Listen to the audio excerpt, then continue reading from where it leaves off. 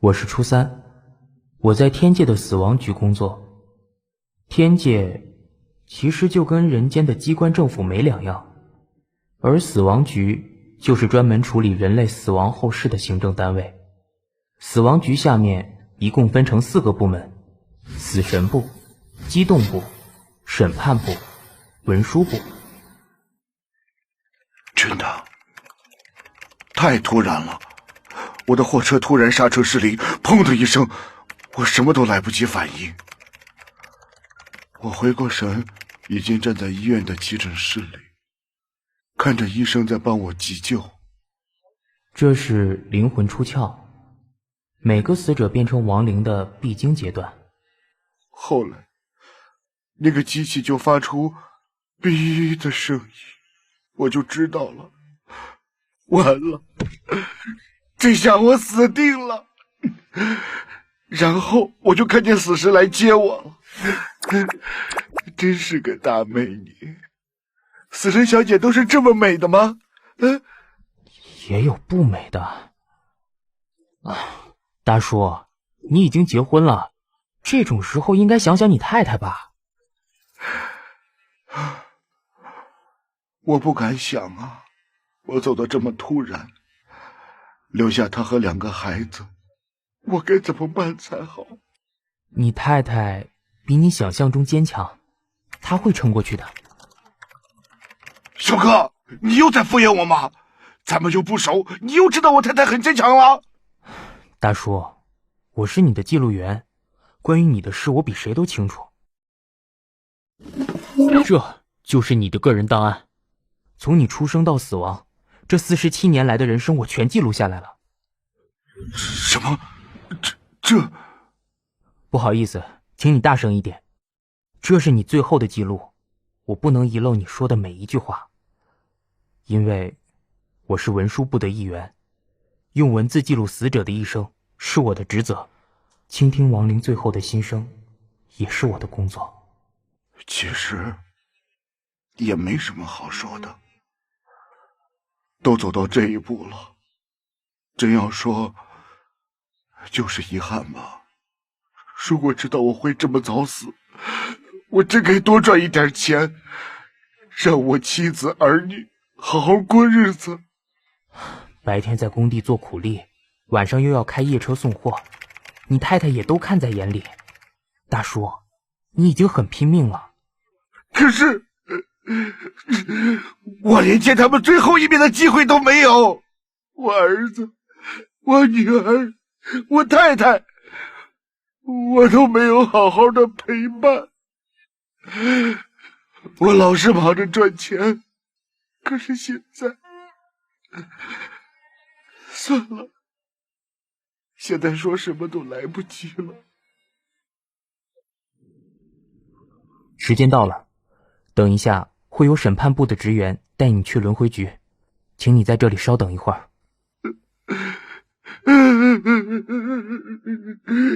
说，你的遗憾，你最后的心声，我都会帮你记录下来。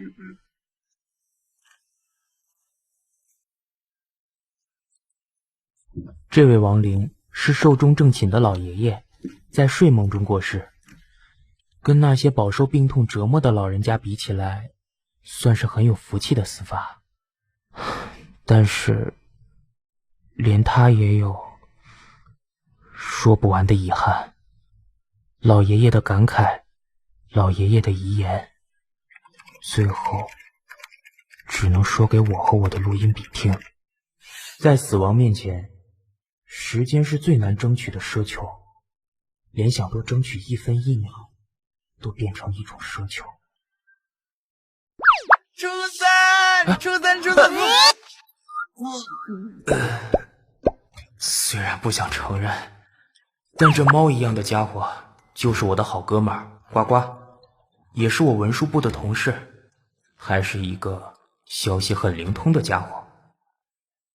初三，累死我了，呱！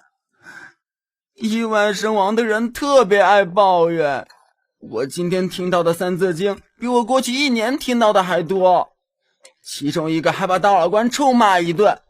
大老官可是我们天界至高无上的终极 BOSS 呀！好了，瓜，今天在审判部的工作都搞定了，我们赶紧回文书部，把今天的记录资料建档码字吧。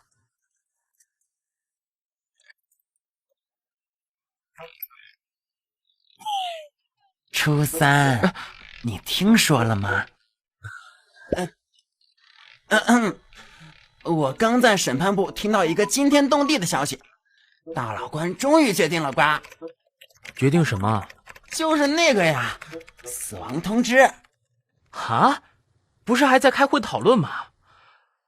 我的天，那么以后世上每一个人都可以收到死亡通知了？好像不是人人有奖的，瓜。我听说这个死亡通知计划必须先从实验阶段开始进行。据我所知，上头已经挑出几个人选了，瓜。现在各部门的长官都在筹备了，瓜。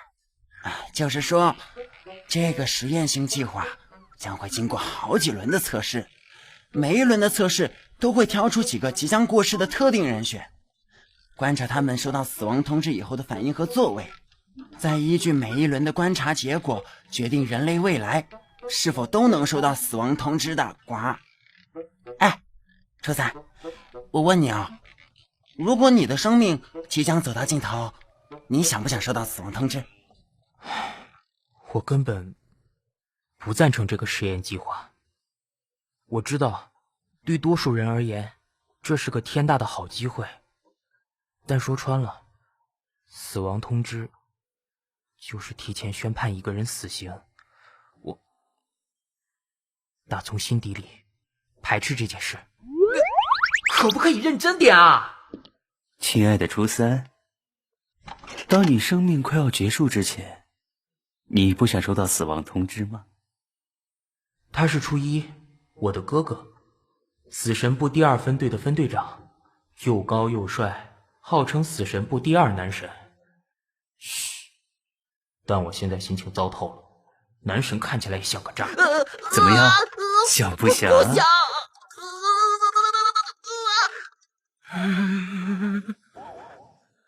为何？因为死亡这件事，什么都不知道会比较幸福吧。我太清楚那种被宣判死刑的绝望，毕竟我也曾经是个人。在天界里，除了至高无上的他，我们的大老官之外，所有部门的长官和职员都曾是人类，都曾有血有肉，死过一回。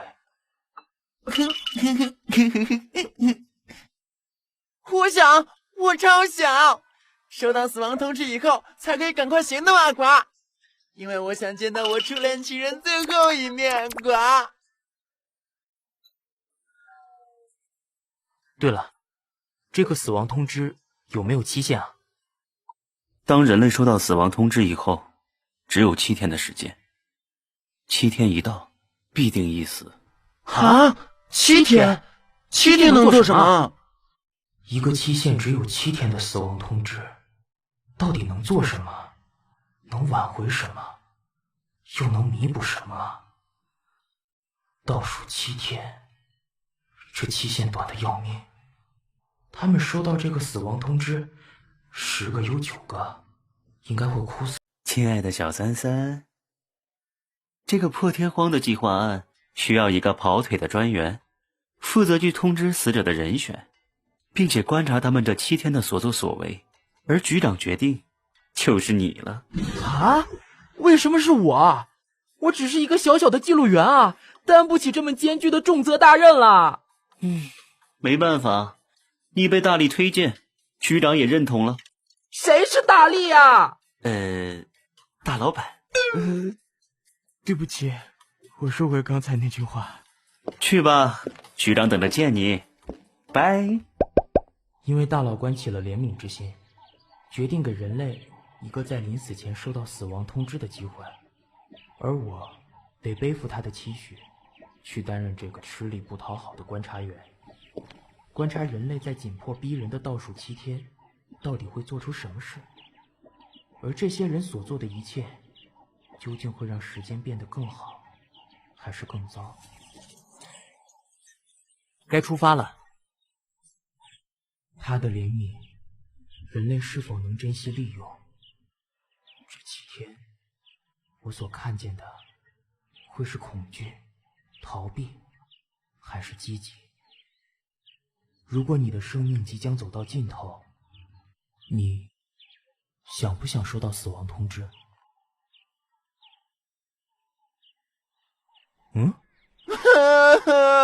你可以的，小三三，你一定可以完整的回来的。瞎说什么嘛，搞得我怪紧张的。别紧张，对即将死去的人而言，你就像手机闹铃一样，他们会感谢你的。这么没心没肺的鬼话，也只有肖邦你这混账说得出口。初三，干嘛？别苦着一张脸。关你屁事！怎么不关我的事？这次计划案的亡魂引渡，可是由我死神部第1大队负责的哦。第2分队也会协助，你这个第1分队队长少在那边自以为是。哼！你好冷漠，我好伤心。枉费我还特地赶来替你送行。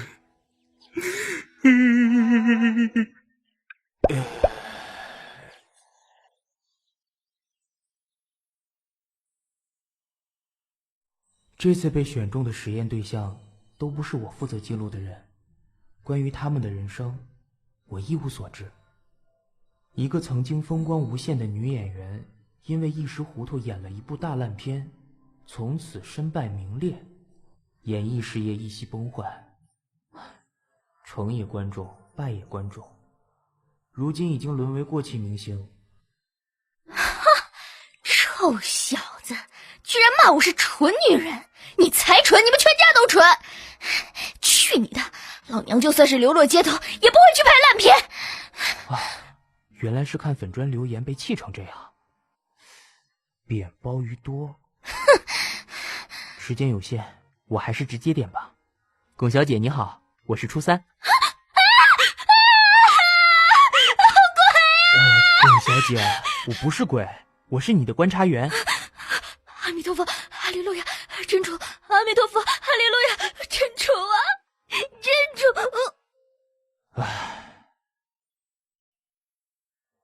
龚小姐，虽然有点冒昧，但我接下来说的每句话，你都得听仔细。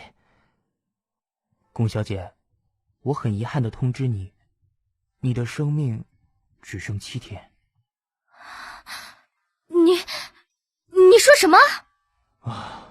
我足足花了2个钟头说明我的来意和目的，但龚小姐依然打死不相信半句。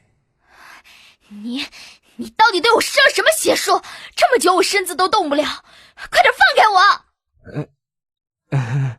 这不是邪术，是天界的高科技产物。哼，你当我是3岁小孩啊？以为我会信你吗？再这样耗下去也不是办法。接下来，他33年的人生开始在他眼前快转，犹如一部10分钟的纪录片，快速上演他一生的回忆，每一幕都会传达至他的大脑认知系统。这个过程我们称为记忆汇整。这些是什么？龚小姐，从现在起，你的生命正式进入倒数7天。所以你是死神来接我的？不，我说了，我是你的观察员，等你生命迈向终点的那一刻，才会有死神来接应你。切，我管你是什么缘，对我而言，你就跟死神一样。我现在的心情，你根本无法体会。我能体会，我也曾经面临过死亡的恐惧。怎么死的？不好意思，这是我的隐私。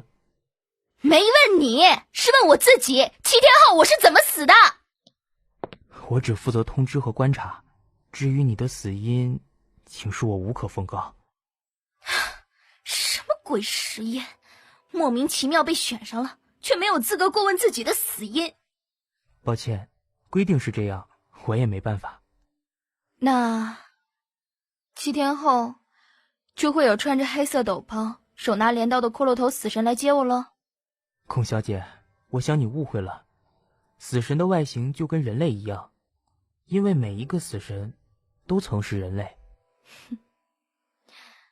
所以呢，死神会把我送去哪儿？天堂还是地狱？这是一个复杂的过程，那就长话短说。等你死后灵魂出窍，会被死神送到天界的审判部，再由审判部做出判决，依据你一生的是非善恶，决定该送往轮回局投胎转世，还是该送往地狱接受惩罚。龚小姐，你的生命已经开始倒数了，哎，请龚小姐振作一点，振作一点啊！哎，赶快想想还有没有什么事要做的。我肯定会下地狱。下地狱？龚小姐，请不用担心，你这一生的是非对错，审判部自会做出公正的判决。哼，你确定？我怎么看都觉得你像个菜鸟。小子，你到底可不可靠？观察员我是第一次当，的确很菜没错，但我曾经是个死神，又是文书部的记录员，请你不要侮辱我的专业。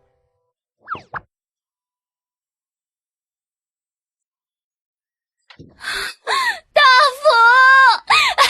佛，我快死了！你上个月也是这么说的。这次是真的，你看。什么？别跟我说你割腕了！哎呀，我像是会那么想不开的人吗？你仔细看我的手腕。龚小姐，别白费力气了，他看不见我，也看不见你手腕的倒数时间。算了。那个，关于经纪约的事，我想跟你谈谈。续约对吧？公司会跟我续约的，对吧？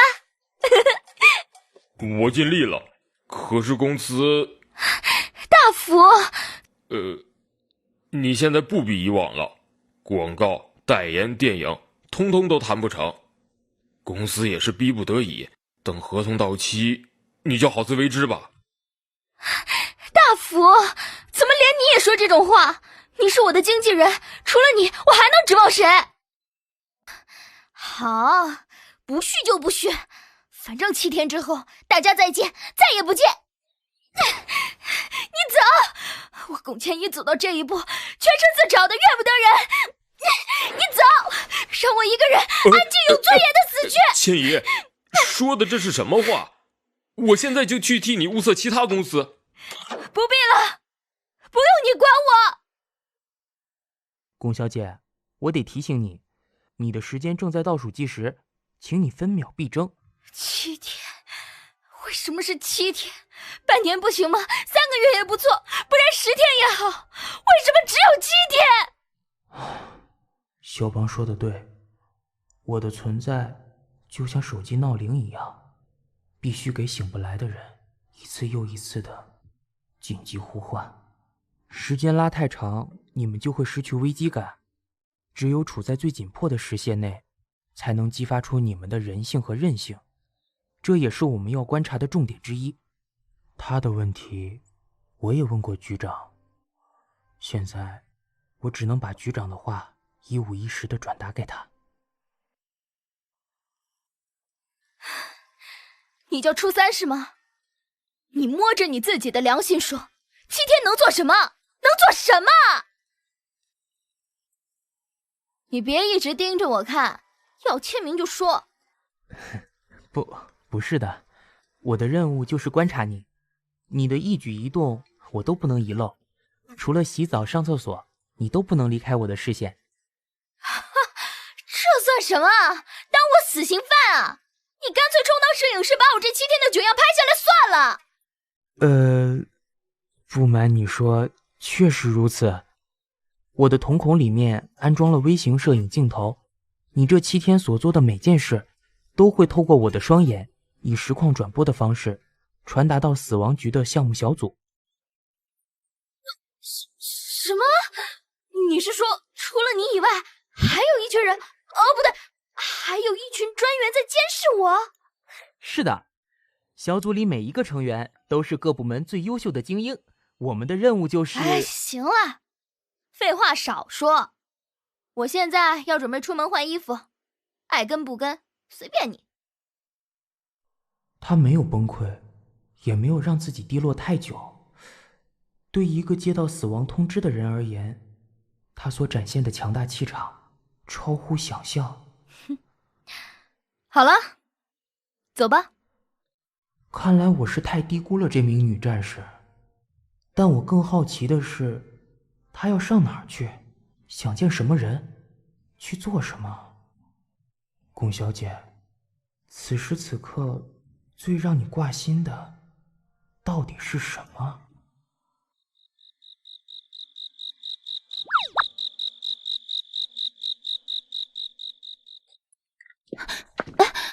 你来做什么？我家不欢迎你，你走。干嘛这么见外啊？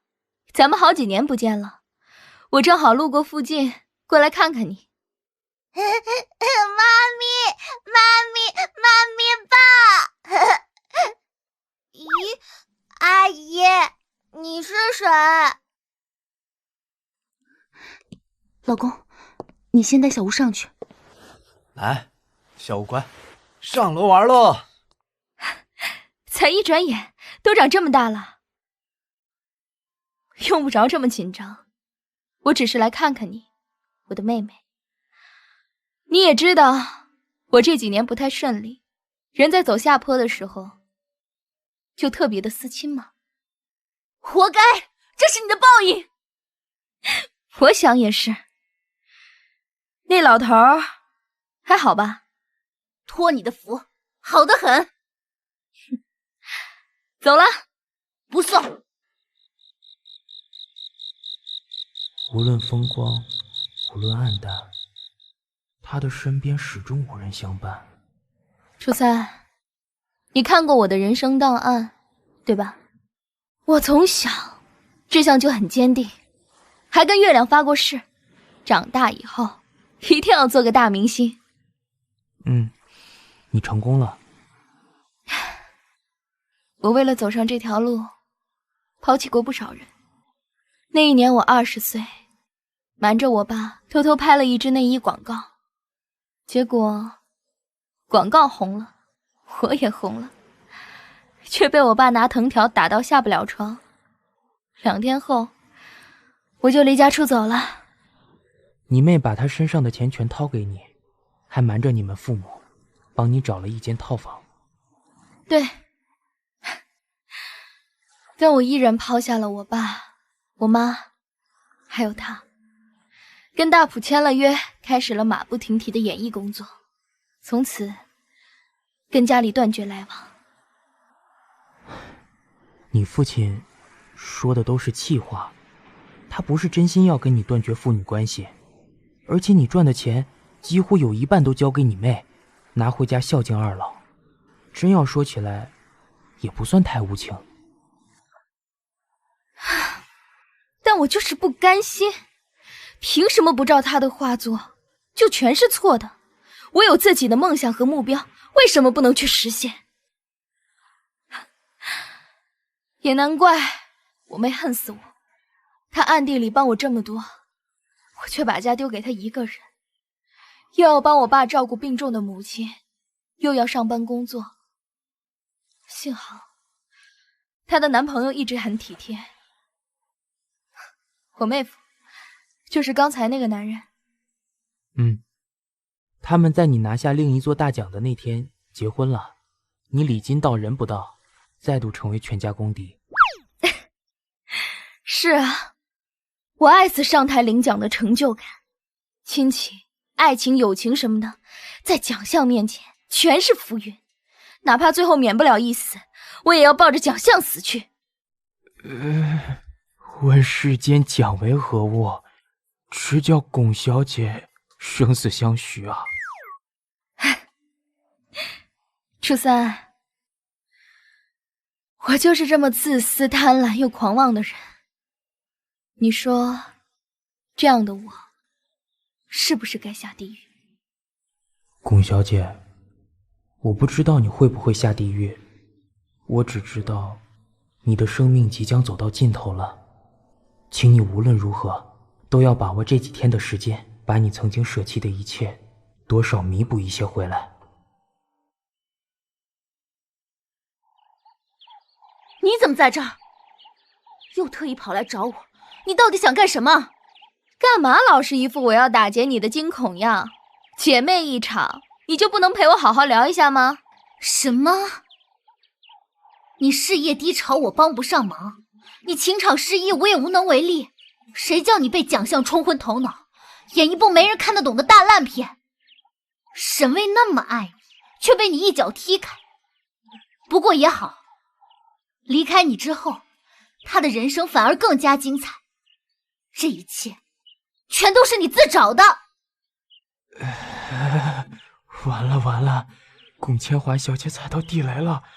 那个人的名字……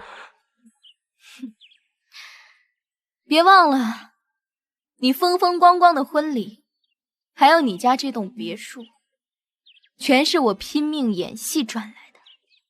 你可以恨我，但你不能瞧不起我。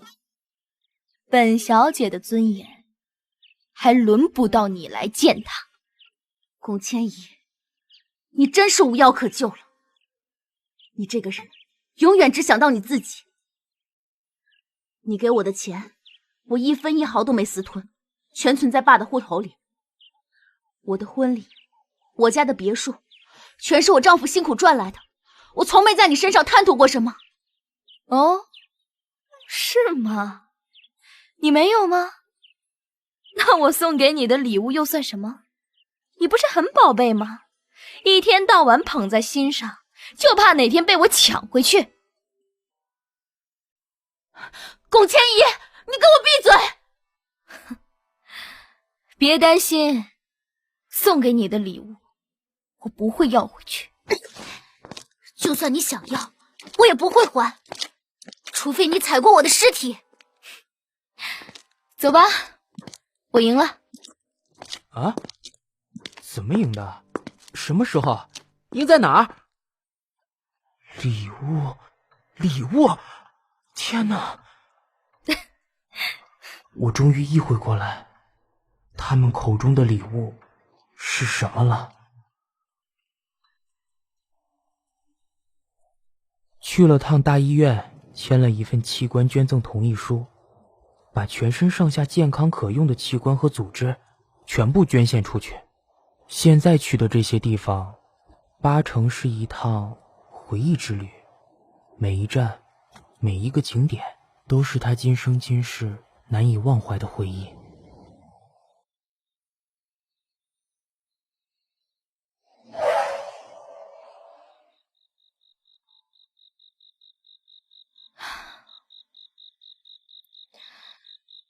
我在最风光的时候遇见他，当年他只是一个刚起步的小导演，我们合作了一部电影，票房很好，我拿下了最佳女主角奖，他却与最佳导演擦身而过。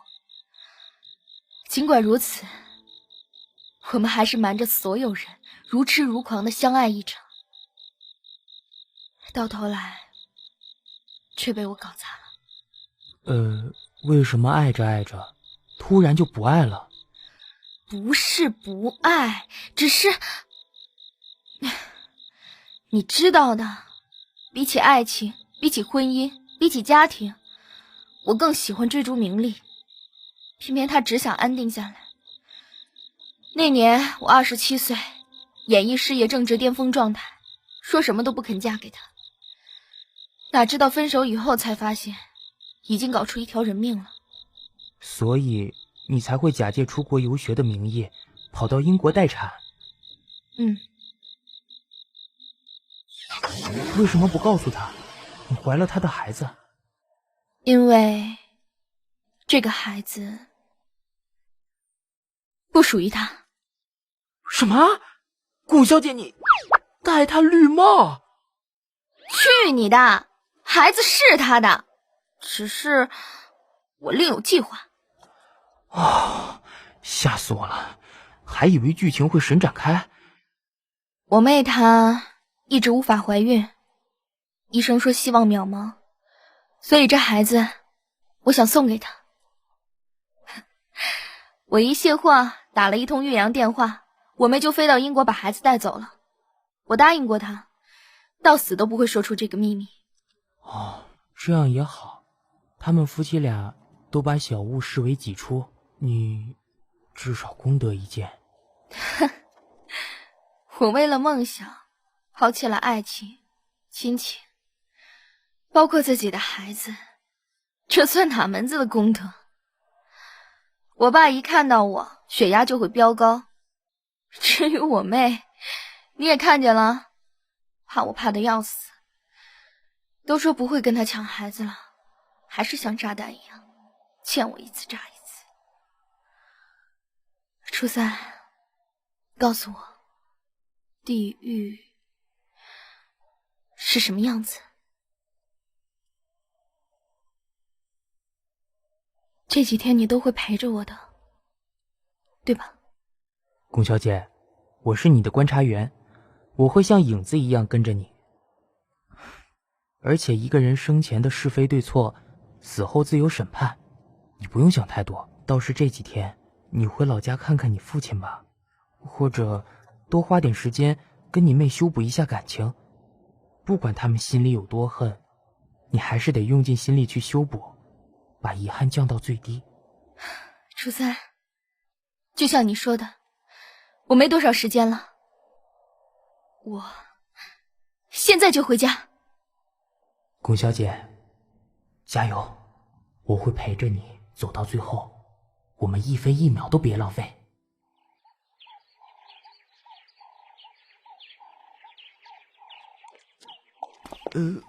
我们为什么要像贼一样偷摸进来？嘘，因为我爸一见到我，铁定会拿藤条打我。拜托，你都几岁了？初三，你身上有没有什么法宝可以帮我隐形？你当我哆啦 A 梦哦？你们天界的高科技不是很先进吗？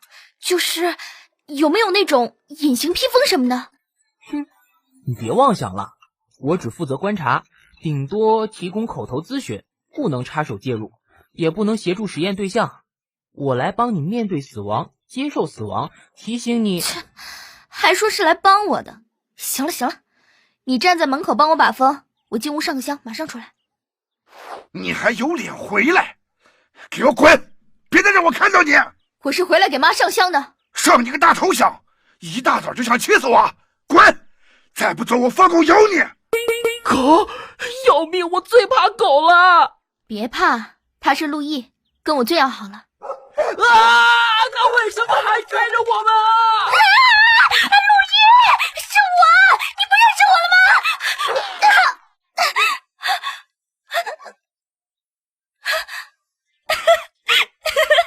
陆毅，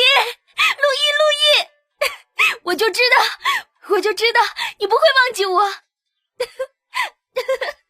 龚小姐，现在怎么办？还能怎么办啊？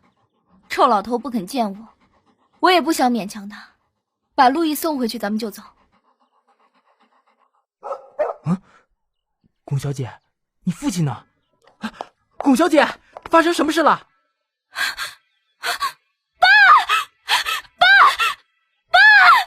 爸！肖邦，你刚来这里做什么？是谁？你来引渡谁？龚老先生吗？回答我！别急，我还在观望呢。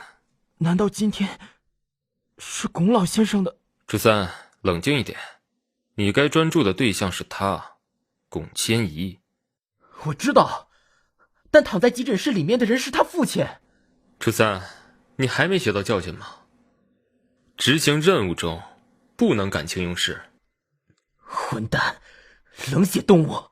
嘿呀，你又骂我，真不懂为什么你这么不爽我。我也不懂，为什么你光看我的眼神，就能读出我的心声。对上呼叫，我该走了。后会有期，别太想我哦。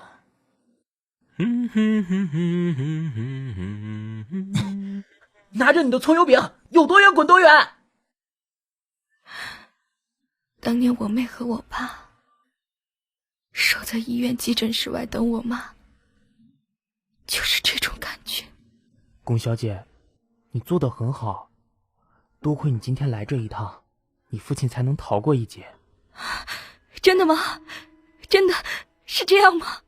真的，死神刚走，你父亲没事了。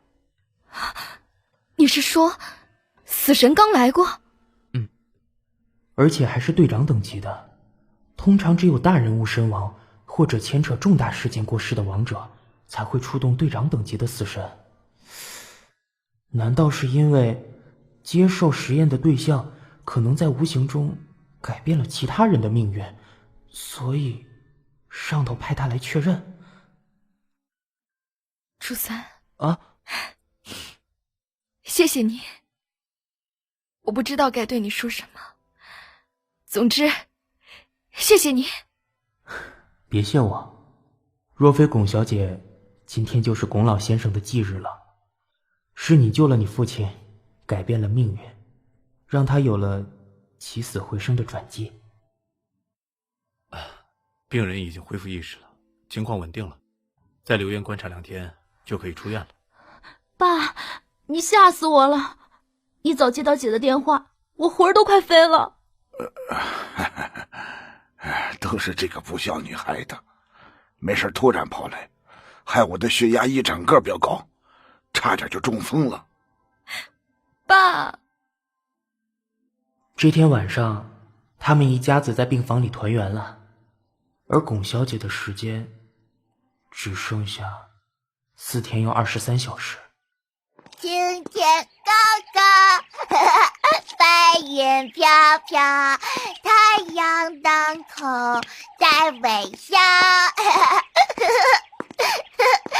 公、妈咪、daddy， 我和大姨回来了。龚千姨，快点过来帮忙做饭啦！好了好了，知道了，我来了。顾小姐，你快救我啊！大姨，帮我签个名吧。好啊，小物想签在哪儿呢？这里，要签大一点哦。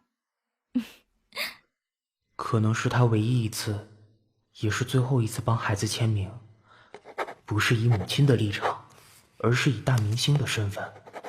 妈咪，你看大姨的签名。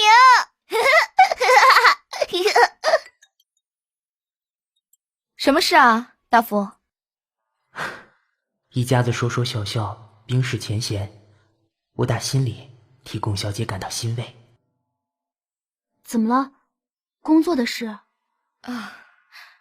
是沈巍，他在筹备一部电影，希望我去试镜。挺好啊，管他是谁，难得机会找上门，你干嘛拒绝啊？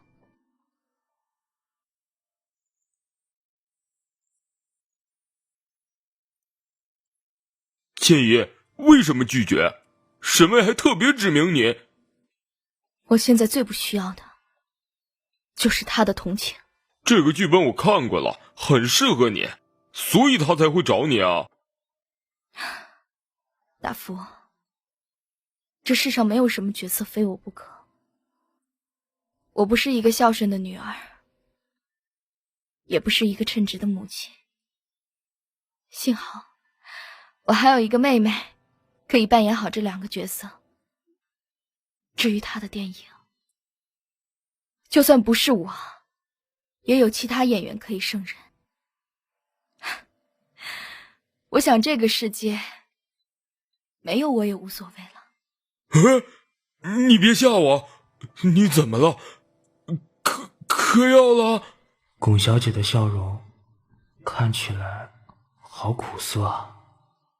随着倒数时间一天天的逼近，我想他心里一定非常的挣扎，非常的痛苦。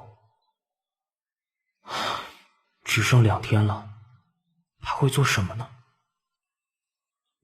千姨，你的秘密我一直守口如瓶，你我都是老朋友了，听我一句，过去的就让它过去。你是龚千姨，打不死吓不倒的龚千姨，我相信你一定会成功的。帮我发简讯给媒体，明天下午召开记者会，我要息影。大夫，对不起，可我累了，我想停在这里，趁我还有时间，正式跟影坛道别。这天夜里，龚小姐一直无法入眠。我站在落地窗前，看她翻来覆去，她内心的恐惧和煎熬，无人可说，无人明了。初三，请你告诉我，最后一天我会死在哪里？怎么死的？死得很恐怖吗？抱歉，我真的无可奉告，因为我也不知道。你们死亡局真不顾意思，这实验根本就是折磨人。好歹让我能预防一下，或者选个好看点的死法。龚小姐，你还不明白吗？死亡通知并不是用来预防死亡的，怎么死的已经不是重点了，重要的是这7天你该怎么活。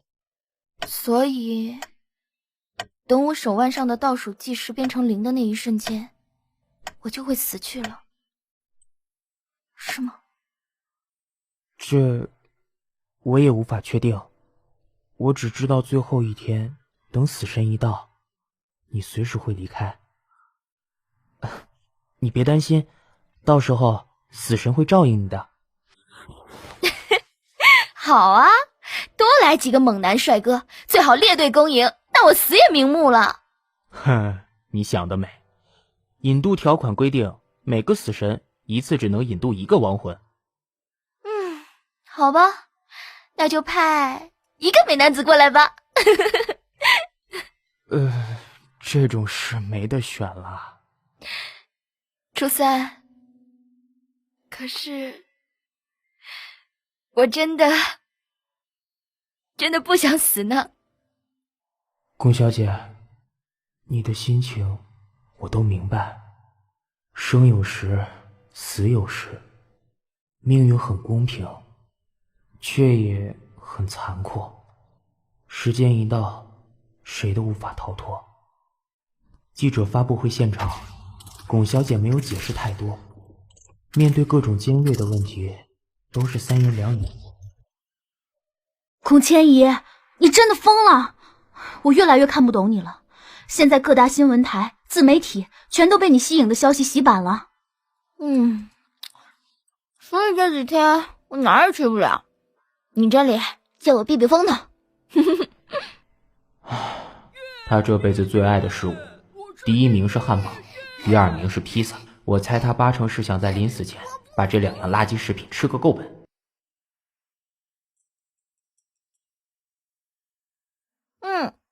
谁呀？记者吗？是沈巍。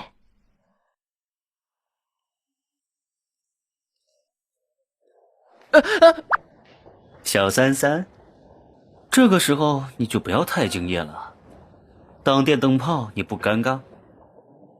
怎么样，这次任务还习惯吗？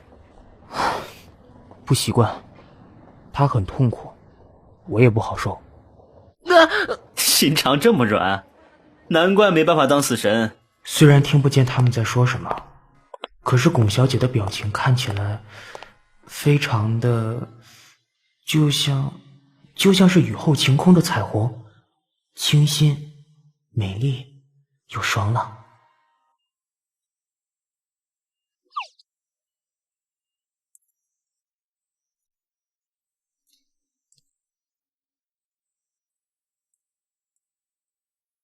这是他以前拿来跟我求婚的戒指。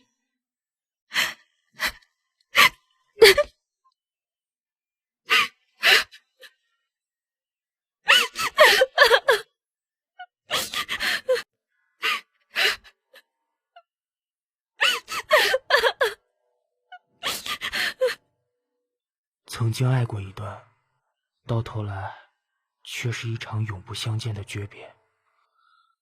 他的时间只剩下倒数24小时。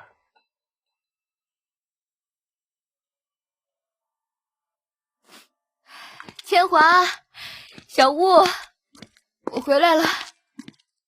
龚小姐，你是为了沈巍，还是为了明天而哭呢？或许都有吧。大姨，不哭。人都快当父亲了，谁让你不懂得珍惜？现在后悔也来不及了。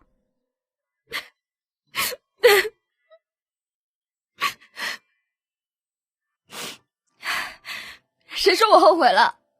我只是不甘心，才5年他就爱上别人了。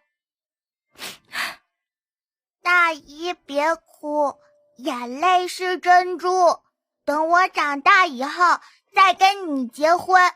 你就早点睡吧，别胡思乱想了。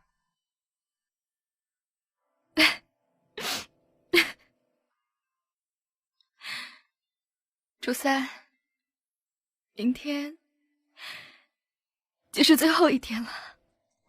别怕，我会陪着你，一直走到最后一秒。这也太松了吧，根本不是我的尺寸啊！龚小姐，若有来生，愿你能义无反顾、全心全意的再爱一场。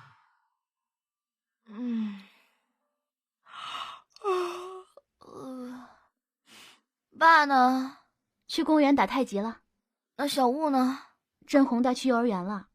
千华，小雾的照片，从婴儿时期到现在的照片，能不能给我看看？好啊，我还在想你几时才会跟我要呢。一个孩子最重要的成长阶段被另一个母亲取代了。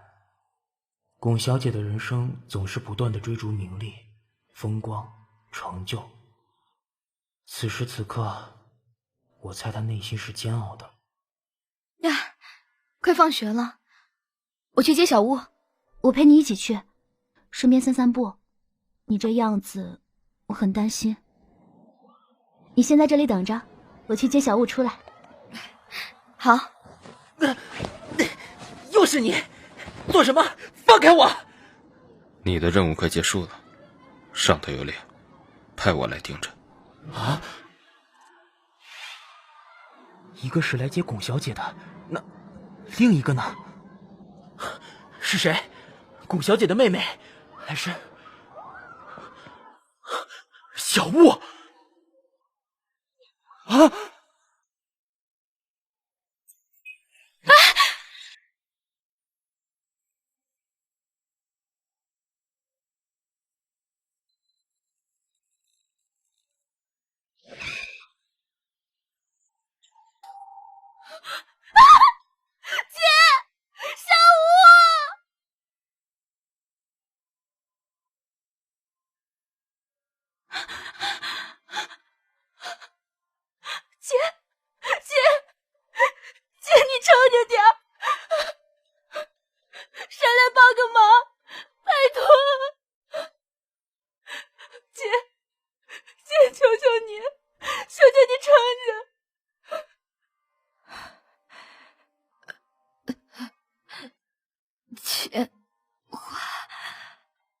我为什么要交代的？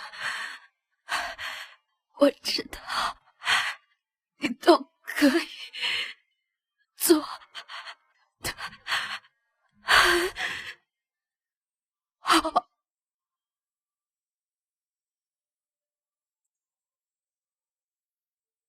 龚小姐，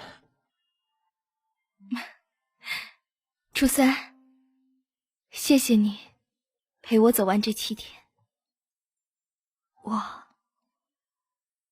没有任何遗憾。龚小姐，你不但救了你父亲，还救了你的孩子。你这7天1分1秒都没浪费，活得比谁都精彩。我望着天际，望着龚小姐始终洒脱的背影，忽然想起她说过的话：大家再见，再也不见。她我行我素，任性潇洒的一生就此迈向终点，却留给人们好几部念念不忘的电影，留给沈巍一段缅怀于心的爱，留给他妹妹一个无比珍贵的至宝，留给他父亲一个含饴弄孙的晚年，留给他儿子一个完整的家庭。龚小姐，你走了，却留下了许多礼物，而你本身就是最棒的礼物。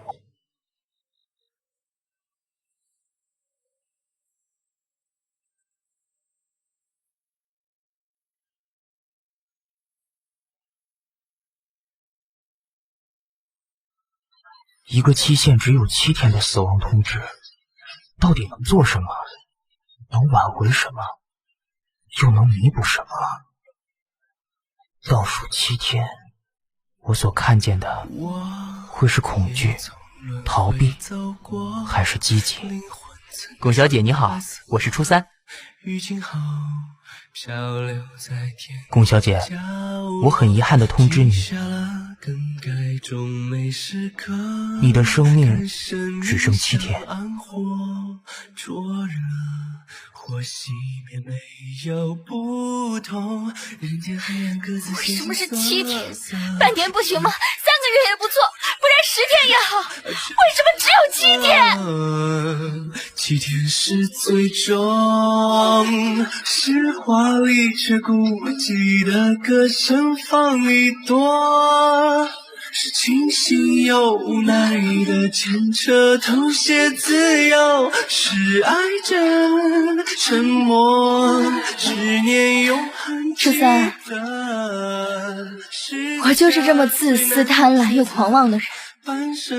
你说这样的我是不是该下地狱？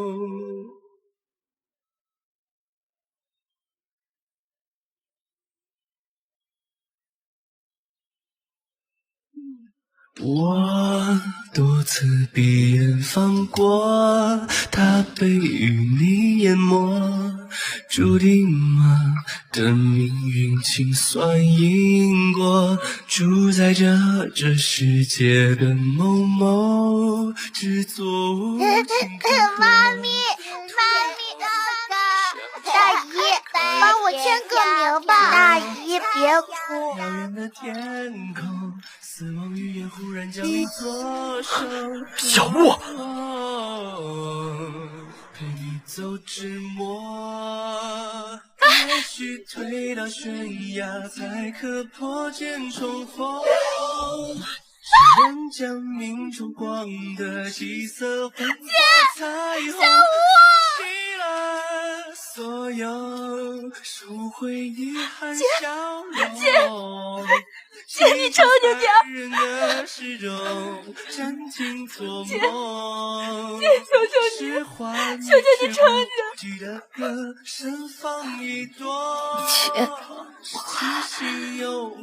我为什么要叫他？我知道你都可以做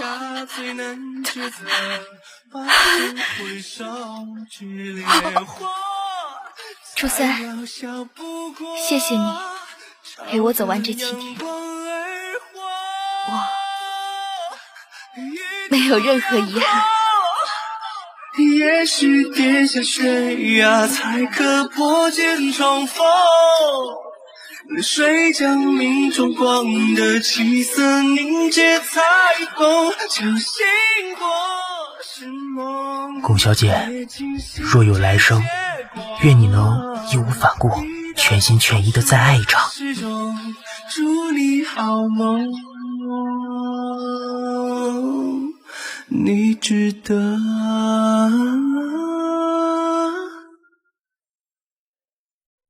我是初三，我在天界的死亡局工作。在死亡面前，时间是最难争取的奢求，连想多争取1分1秒都变成一种奢求。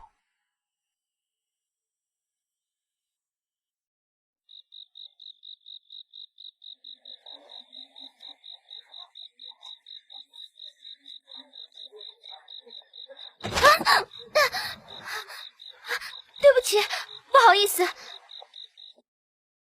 没关系，我帮你一起捡吧。抱歉，谢谢你了哦。钱包。范燕姿，惯窃成瘾，从小被训练成扒手的女孩。我原以为她会拿偷来的皮夹乖乖去结账，是我太天真了。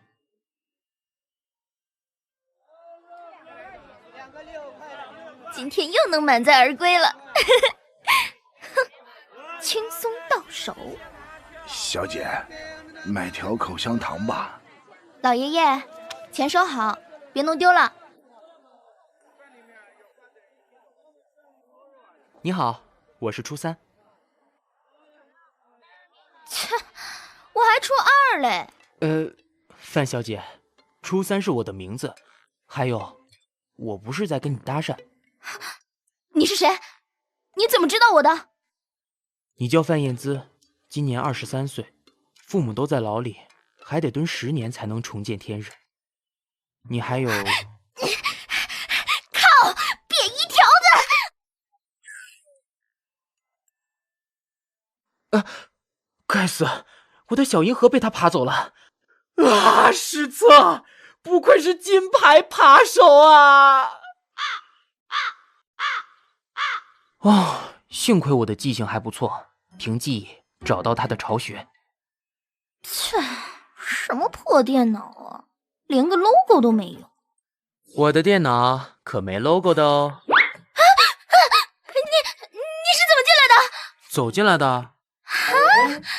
怎么可能？我5道安全锁都锁上了，你到底是怎么走进来的？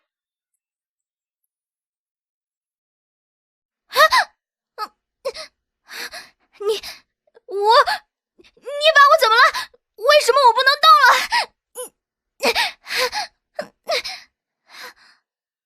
为了让前置作业更容易进行，我先把你静止了。我是初三，你的观察员，我来通知你，你的生命只剩下最后7天。什么鬼啊？说人话！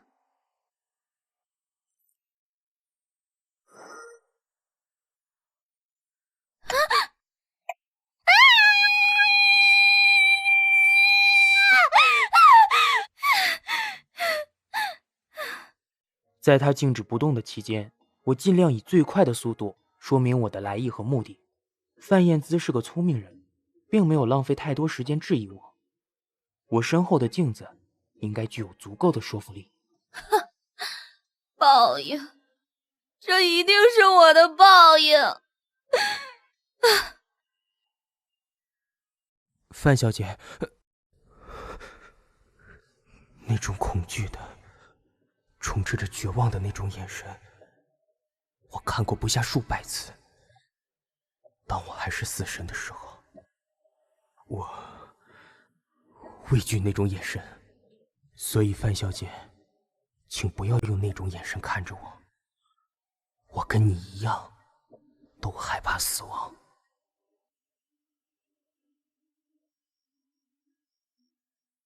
怎样？看什么？我是你的观察员，盯着你观察你就是我的工作。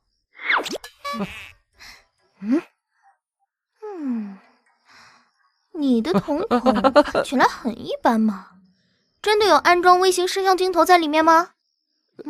真的了，没骗你。别发呆了，你是不是该做点什么呢？时间不多了。才7天，能做什么呀？7天能做的事可多了。上一位拱……差点忘了，任务期间不能跟现有实验对象提及其他实验对象，以免受到影响。那我可不可以跟亲近的人说这件事？不可以，这是机密，你谁都不能泄露，以免引起不必要的社会恐慌。什么嘛！不能跟别人说，也不能问死爷，太不公平了！哼，这实验本小姐不屑玩。那，你把我手腕上这鬼东西消除掉，然后滚回你的天界，让我自生自灭。不行，恕难从命。你，哼！你说你叫初3，哼，你年纪看起来跟我差不多，今年几岁啊？死亡年龄20，实际年龄50，当你爸都可以了。哦，这么说，你以前也是人类？那你是怎么死的？无可奉告哦。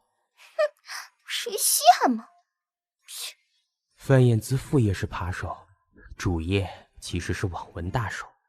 他在网络上一个叫乐读的平台发表了好几部超人气作品，笔名二三郎，在网文世界也是一号响当当的人物。他也是有梦想的，想当个剧作家，帮戏剧、电影写剧本。可惜，这个梦想却被我带来的死亡通知摧毁了。不要用那种同情的眼光看着我。告诉你，我呢，从小是被吓大的，什么黑道、警察、高利贷，我早就见怪不怪了。死亡局又怎样？7天又如何？哼！总之，只要我还有一口气在，本小姐的梦想谁都别想夺走。那我的破茧而出参加了这届电影剧本大赏，那20万的首奖奖金，本小姐要定了。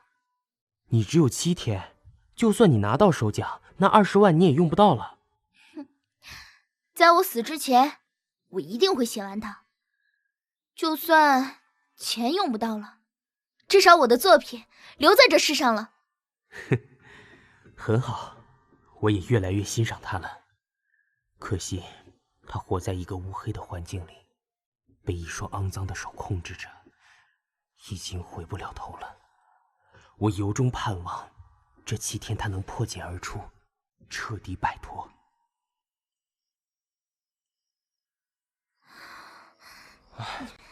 再不休息，就算到天亮也写不出一朵花。你现在应该先平静下来。不能停，只有7天啊，不对，只剩6天又18个小时了，停下来就写不完了。我敢打赌，你再不休息，不用等到第7天，死神现在就能把你带走了。范小姐，我在死亡局的工作就是记录员，换句话说，我也是一个文字工作者。那你的文笔很赞咯。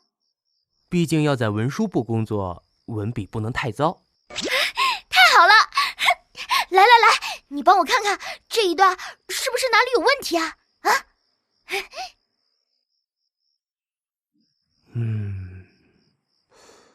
基本上没什么大问题，不过冲突性太低，无法引起共鸣。等一下，不行，我不能帮你。什么嘛，小气鬼！啊，今天的终于忙完了。哎，你连我睡觉也要盯着吗？对，把我当成台灯就行了，尽管放心的睡。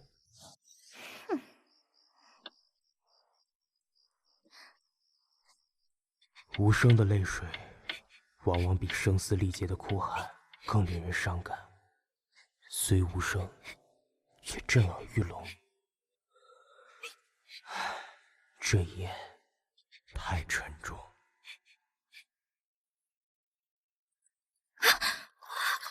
糟了！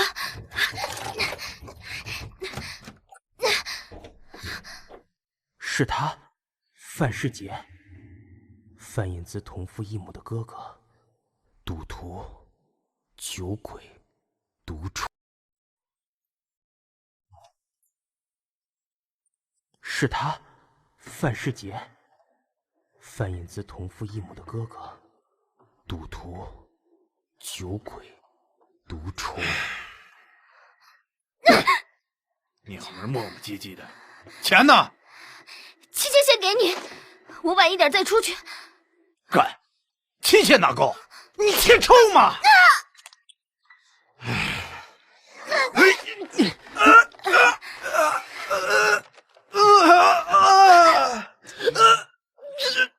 我去，你谁呀？干！初三，你的手怎么回事啊？唉，苏三啊苏三，你还真是学不乖。有帅哥，真好，我每次出场都有这种音效。废话少说，快点救我！你说刚才那个帮你急救的大帅哥就是死神啊？啊，队长级的死神，当实验对象出现不可预测的意外，大队长就会亲自出马。这次意外是我造成的，我不该出手干预他们兄妹的事，手被烤焦只是一个警告。初三，你的手都焦成这样了，你以后……没事，已经包扎了，明天就会康复，你不用担心。谢谢你帮了我，对不起，害到你了。那你为什么不逃跑？范世杰昏盲的时间比清醒的时间多，你大可逃离这城市一走了之。我哥以前不是这样子的，小时候每次被我爸毒打一顿，不给饭吃，都是我哥偷偷拿东西给我吃。他现在这样，我不能丢下他不管。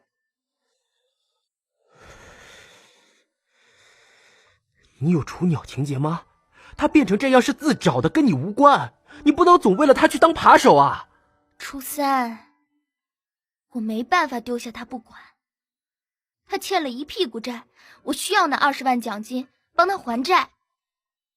范引姿，你真的有够傻。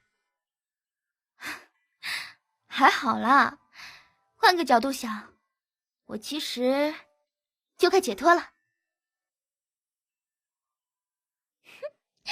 一路收获不小。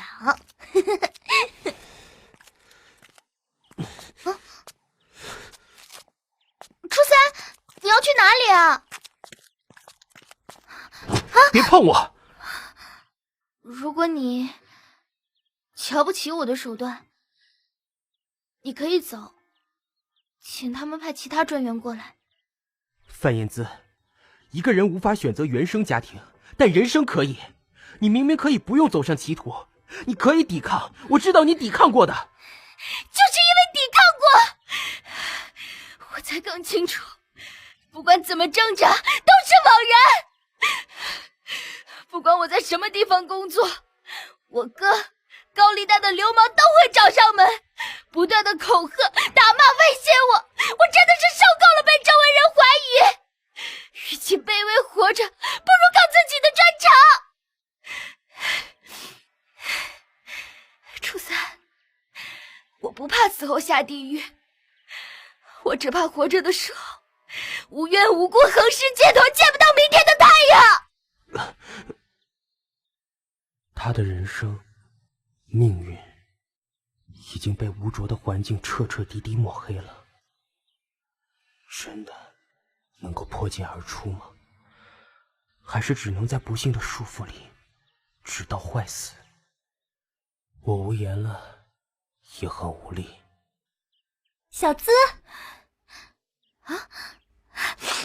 亮亮，汪子亮，范燕姿最要好的朋友，7年友谊，跟范一样是乐读平台网络作家，笔名笑十娘，家境良好。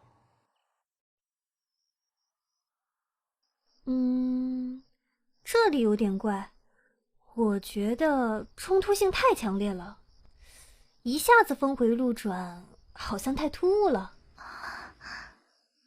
是吗？那一段是我和汪子亮提出建议的部分，出乎意料的是，他谁也没听，用自己的实力把剧情改得荡气回肠。我恍然明白，他之所以喜欢写文章，是因为他的作品他自己主宰。初三，你等着看，我一定会写完它，写好它。他笔下的主角不像他真实的人生，壮志难伸，处处受人限制，都被他赋予了勇气和毅力。如果破茧而出是你唯一的心愿，那么也愿你能排除万难，破茧而出。你约了你哥在哪儿见？警察局对面的超商。这是最后一次了，把这些钱给他之后，我就要专心写剧本了。对，这样就对了。只剩4天，你要为自己活。还有2个凶神恶煞的地下钱庄流氓站在范世杰身旁。那这里有5万，你先拿去，剩下的我过几天再给你。过几天是几天呢？小妹妹，你可别耍花样，不然你哥的下场。再给我5天时间，我需要筹钱，下次会多给一点。好，下次最少要10万，不然老子就把你抓去卖。撤了，范世杰，你小子5天后别给老子耍花样。才5万，你怎么办事的？哥，我算了，我先走了。哟，小妹妹你别走呀！范世杰，你这小子，这就是你妹吧？啊，不错呀，超真的耶！我今天没钱没药，你们别浪费时间了。没钱呀？那让你妹陪我们1晚，这2馆大爷我免费奉送。范燕姿，你还愣着干什么？快跑！你要是敢叫一声，你哥就完了。你想做什么？小33，放开我！他有危险，我必须救他！你给我待在这里，哪都不准去。怎么连你也这样？那孩子，难道要我眼睁睁看着那孩子被……观察他们是你的工作，但是你不能插手。之前的教训你都忘了吗？这个世界有太多阴暗的角落，正上演着惨绝人寰的悲剧，却没有人，也没有所谓的神，去帮那些可怜的受害者一把。他们到底做错了什么？为什么？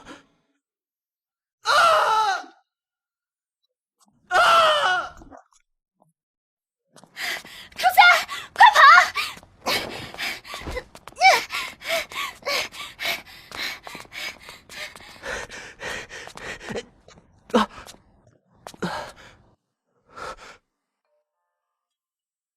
他们2个不会有事吧？废话，被骂惨了瓜，而且违反了人间制约条例，记过是肯定的瓜。听说肖邦还差一点被关禁闭，幸好死神部部长替他求情了，瓜。那初一呢？你哥大过1只，肖邦大过2只，瓜。谁叫他动手把那个痞子打得满地找牙？2只大过，算是法外开恩了，瓜。那就好。对了，呱呱，帮我一个忙，我想调阅一个人的档案，但我没有权限。你帮我问一下，范世杰这个人是谁负责的？能不能把他的人生档案传给我？好，没问题，瓜，明天搞定。恶心死了，怎么刷都是那个王八蛋的味道。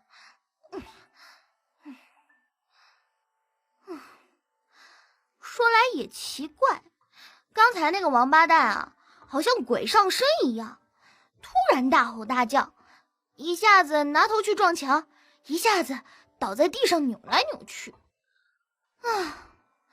我才有机会逃跑的。那是你走运，肖邦和初一2个队长不惜违反职权救了你。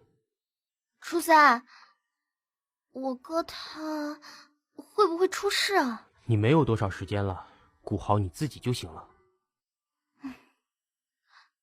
初三，人死了以后，除了接受审判、轮回、下地狱，是不是还有其他的出路？比如死亡局的记录员什么的。你问这个干什么？我原本是死神，因为职务上的疏失才被调到文书部。不要问我做了什么，那是我永远的痛。我羡慕你啊。哎，那记录员的工作内容是不是跟写小说一样？差不多，把一个人从出生到死亡以及死后的审判全部一五一十的记录下来，有点像把人们的一生写成一本故事。也就是说，世上所有人都有一本属于自己的传记。我也想当记录员。可是像我这样的人应该不会被天界录用吧？天界用人也是要经过面试的，如果你被人事局看上，自然有机会面试。不过天界人事局选人的具体条件我就不太清楚了。没关系，起码死后的世界不再那么缥缈虚无，至少还有一点盼望。范燕姿，你短暂一生中所有的是非对错，终会得到公正合理的审判。所以，珍惜你活着的每一分、每一秒，走好当下每一步。在这紧迫逼人的期限里，别再彷徨，别再犯错。瓜，你刚说什么？范世杰和汪子亮？初三，答应我，你可不能插手瓜，不然你……我知道，我已经3只大过全满，没有犯错的余地了。知道就好，瓜。我把范世杰的档案传给你，你可千万别搞砸了，否则我也会被记过处分的，瓜。范世杰的人生档案里竟然会出现他，汪子亮。姑且不论范世杰这个人渣，但汪子亮这女孩根本就是披着人皮的狼。难怪我会对她产生一种人面兽心的直觉。你干嘛？怎么一脸便秘的表情啊？喂？传给你了，你帮我看看。剩下的最后完结再拼一拼，应该就快写完了。不会吧？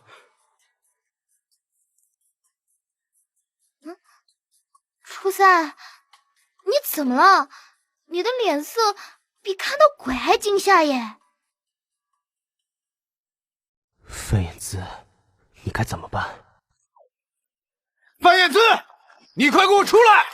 听见没？我知道你手边还有钱，别给我装死，快点滚出来！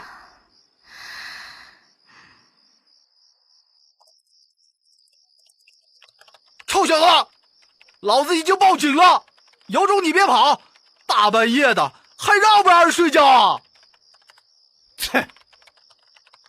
此刻，仿佛全世界只剩下他的破茧而出，钱、死亡、范世杰，通通都不存在了。范彦姿，无论那个终点是否如你所愿，都请你千万别灰心，请你撑到最后，留给你自己一个无悔的结局。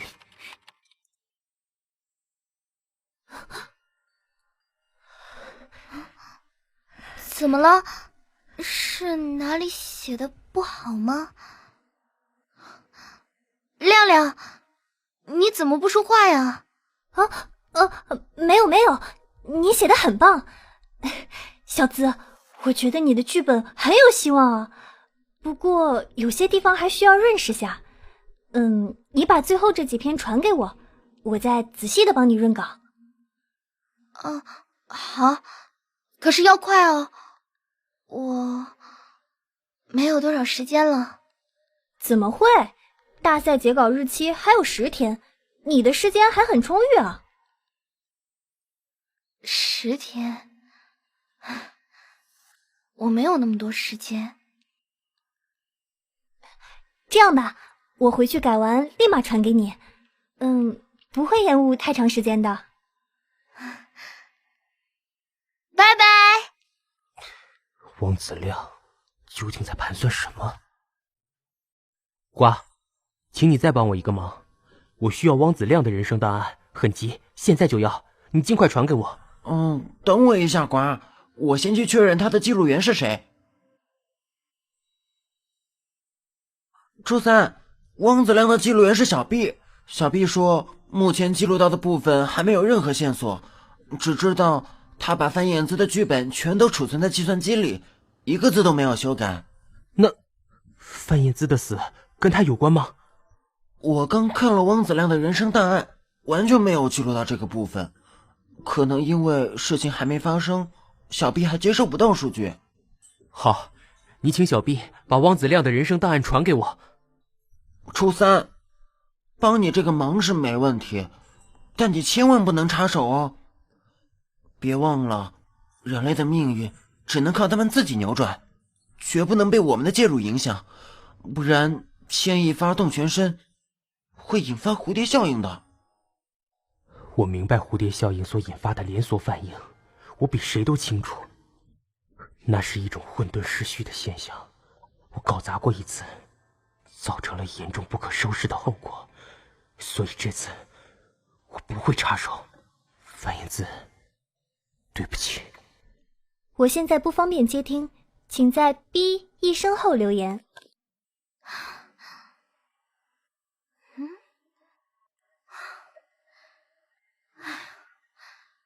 怎么办啊？初三，亮亮他一直不回我。这是你的作品，你要有信心，就算他不回你，你也可以传给主办方。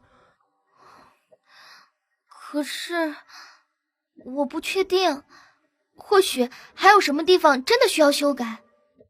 范彦姿，汪子亮不是评委，你自己的故事你自己最清楚。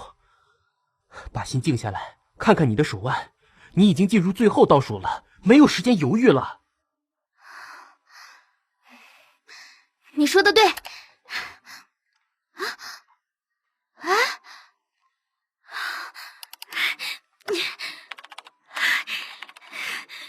怎么会？完完整整，一字不差。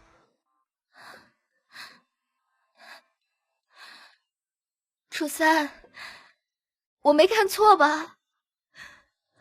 范彦姿，振作一点，赶快注册参赛！这是你的破茧而出，你比谁都有资格参赛。2部一模一样的破茧而出同时报名，而我马上就会死去。这场比赛我已经输了。先不管输赢，重点是你要有始有终，才不枉费你这几天拼命赶稿的心血。有始有终。对，完成你最后一个步骤，把你的破茧而出传上去。范燕姿，初三，我好像开始懂了。啊？什么？我是个小偷，从小到大都是。我偷取了许多人的财物，或许其中有些钱是某个人要拿去急用的急用金，或者是某个人辛辛苦苦赚来的血汗钱，可是却被我偷走了。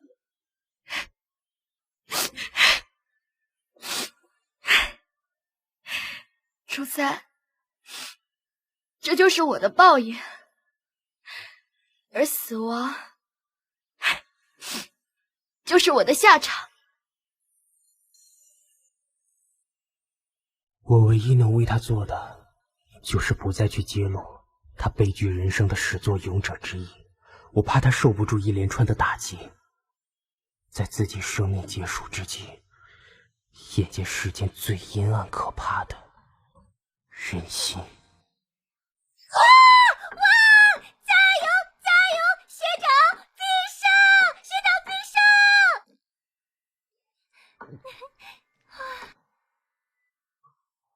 慢慢，两人开始交往，但是分手吧。不料范世杰始乱终弃，交往了半年就把汪子亮给放生了。汪子亮因此怀恨在心，在尾随范世杰的途中，遇见范世杰的妹妹。好朋友、姐妹淘，根本都是假象，全是范燕姿一厢情愿的假象。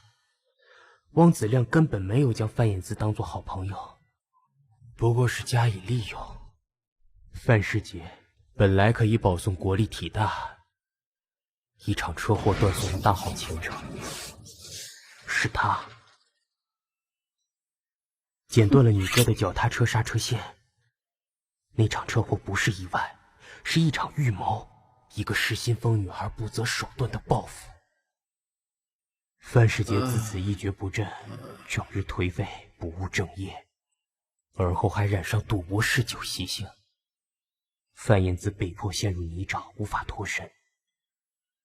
你哥惹上了一个蛇蝎心肠的女孩，毁了他自己的人生，也连带波及了你的人生。事已至此，我只能看着他在分分秒秒的倒数计时中陷入深渊。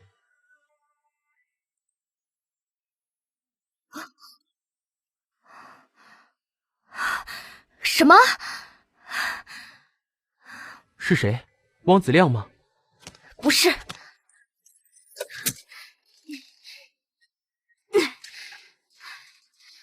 我哥他又被放高利贷的流氓抓走了，这票人比上次那两个都狠。如果我不过去，他们就要断我哥手掌。范燕姿已经进入最后倒数，这一局无疑是死路一条。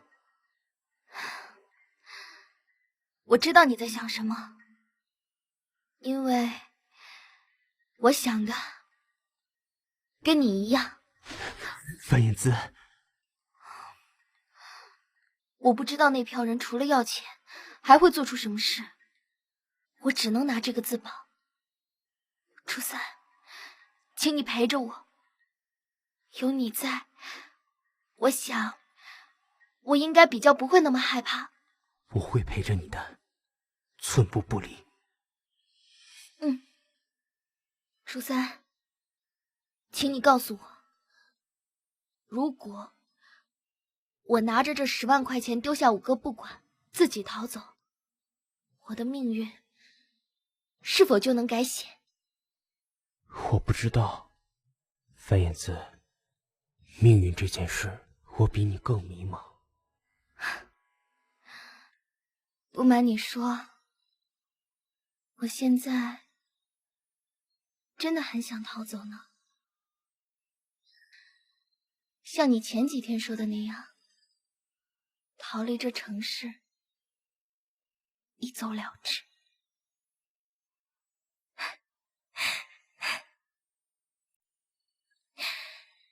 可是我放不下小时候喂饭给我吃的哥哥，在我被打得遍体鳞伤时，偷偷喂饭给我吃的哥哥。范燕子，你真傻。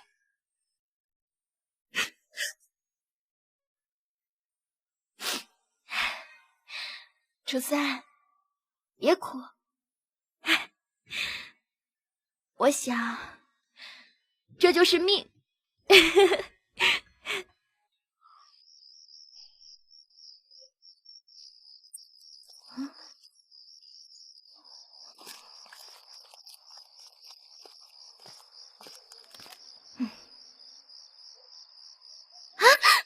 别动。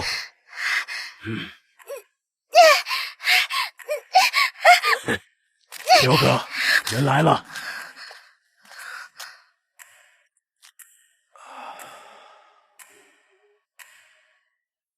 小妞，钱呢？我只有10万。哼，10万？你哥欠了我200万，像你这种挤牙膏的还法，要还到什么时候？彪哥，你行行好，请你再给我几个月时间，能不能先放了我哥？小妞，我看你也别当扒手了，直接跟了老子，哼，我不会亏待你的。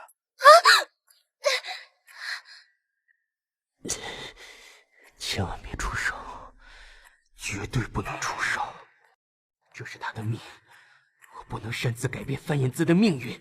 哎，彪哥，不用跟他废话，几针打下去，再关个几天，等他发作受不了，别说跟了你，叫他去卖都可以。听见没有啊？啊，你是要自己乖乖就范，还是要老子用药教训你呀？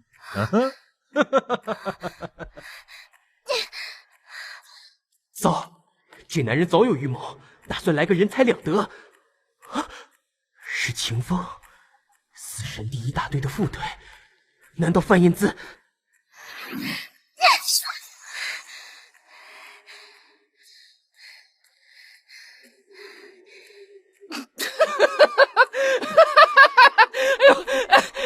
还演贞洁烈女呢！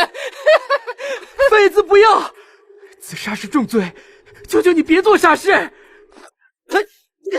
淮安，放开我！我不能眼睁睁看着他自杀！就知道你会这样，所以局长派我来阻止你。楚三，横竖一死，我的命我要自己做主。哼，你有本事就一刀捅下去，老子马上放了你哥。彪哥，那你可要说话算话。不要啊！范彦姿！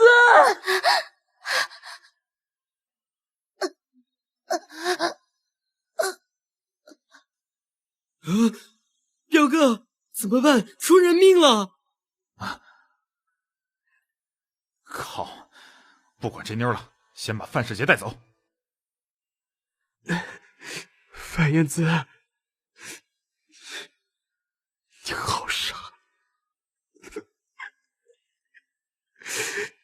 你真的太傻了！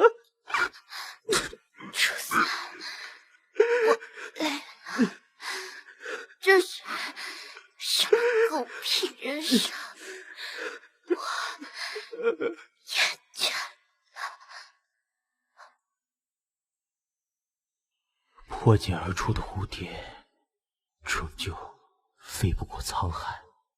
范彦姿他在中途折翼了，用一种最残忍的方式葬送了他自己。如果说审判部是天界的最高法院，那么审判庭就是天界的法庭。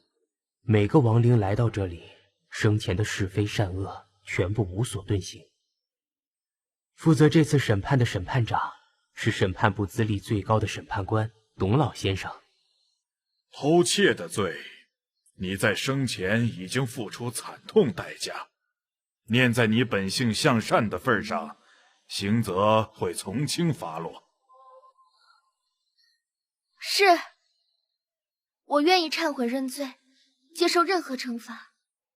范燕姿，除了偷窃的罪行之外，你可知道自杀是重罪？知道。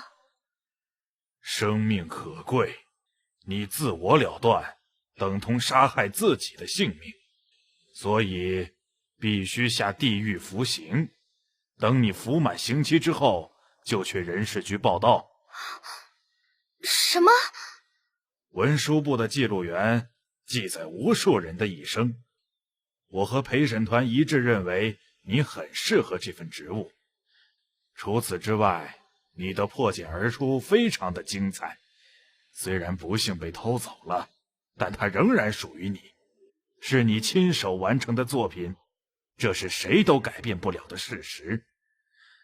但愿以后你能善用你的文笔，为天界效力。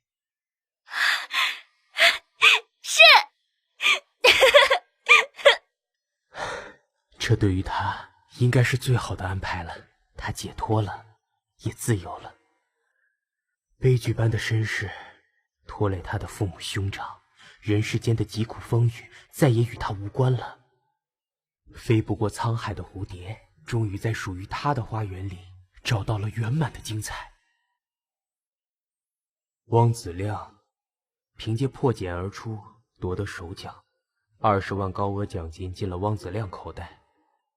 破茧而出即将翻拍成电影，原创剧本一栏写着汪子亮的名字。这是我第一次遇见范燕姿的地方，书店入口处已经堆满了破茧而出。至于汪子亮，眼前的风光终究只是暂时的，往后未来因果循环，善恶有报，总有一天，总会有那么一天。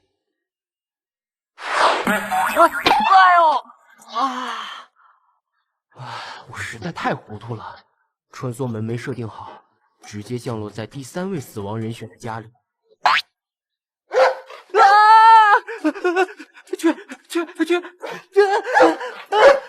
将军，走开！将军不行啊！宋先生，救命啊！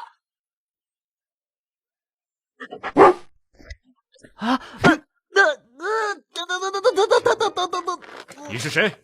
好大的胆子，竟敢闯进我家！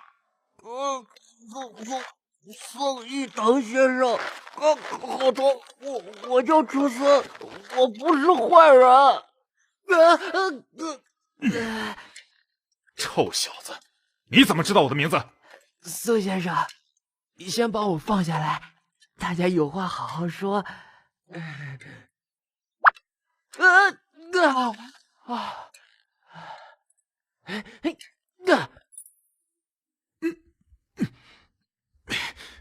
该死的，动不了了！你对我做了什么？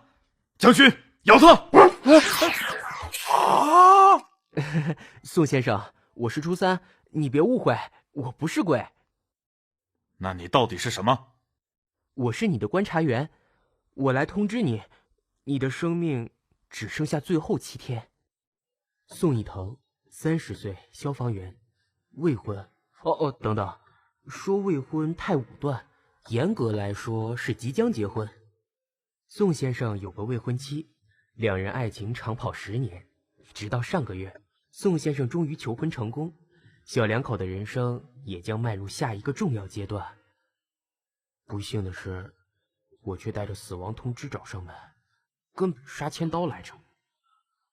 这是我第3趟任务，出发前我已经做好万全的心理建设，这次无论如何都不能再心软。不心软，不出手，不介入，没错，就是这样。我要有钢铁般的意志。前2次都是女生，都害我哭得死去活来，这次是男性，铁铮铮的汉子。我想我的泪水应该不会像前2次那么泛滥了。或许吧。啊？以前也有一个算命的，说我活不过30岁。宋先生，我很遗憾只剩7天，请你把握时间。直觉猜想，8成是宋先生的未婚妻柳云生小姐。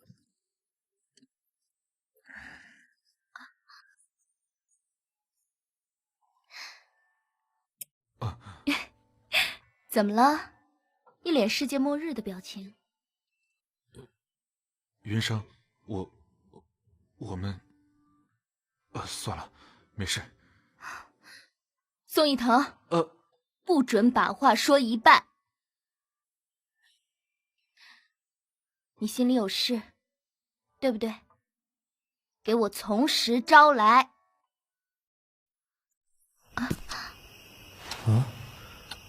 直觉猜想，8成是宋先生的未婚妻柳云生小姐。怎么了？一脸世界末日的表情。云生，我们，算了，没事。宋一腾，不准把话说一半。你心里有事，对不对？给我从实招来。好傻啊！哎呦，我的小宝贝！滚！坚决不走！云生，我肚子饿了。我去煮面，等我一下。走你！男人果然比女人铁腕。很好，等着瞧吧，宋先生，这一次我绝对不会为你落下半滴泪。哼，如果被赶出门就乖乖滚回天界告状，那我就不叫初三。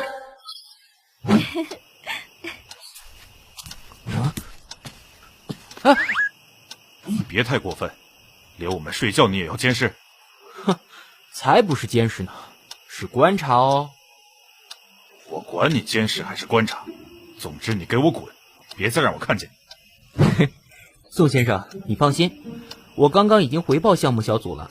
由于你的情况比较特殊，所以上级特别允许你们就寝的时候，我可以不用处在一旁观察，以免打扰你们2位。晚上我会留在客厅待命，你就安心的睡吧。阴魂不散。我才不是阴魂不散好吗？我只是坚守岗位嘛。哼，这男人还真不是普通的强硬，只有在他未婚妻面前才会像个温柔多情的大暖男。哇，去吧，孩子，别为了我改变你的作息，乖，做你自己。宋先生从小到大的人生履历全都展示在这面相片墙。这是他引以为傲的父亲宋冠杰先生。宋冠杰先生也是个消防员，在一场爆破大火中，为了抢救受难者，不幸殉职。突如其来的打击让宋先生的母亲久久难以释怀，重病不起。宋先生是个孝子，在照顾久病难愈的母亲同时，还得兼顾学业，经常往返于医院和学校之间。宋先生18岁那年，他母亲病逝了，全靠着抚恤金支付庞大的医疗费和丧葬费用。日后，宋先生在半工半读的情况下，终于自偿父业，考上了3等消防警察人员。7天后，宋先生极大可能也是因公丧命。只是他的未婚妻该怎么办？将军该怎么办？小两口的婚礼正在筹备中，眼看一段感情就要开花结果了，但宋先生的命却即将走向尽头。所谓的命运总是如此坎坷，所谓的人生也总是如此多舛。公平的地方无关贫富贵贱，无关男女老幼，在死亡面前，人人平等。知琴，知琴，你又挺住啊！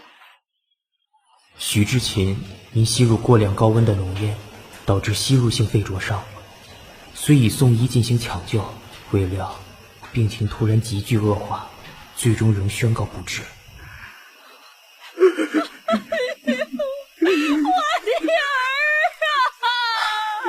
我们一起尽力了。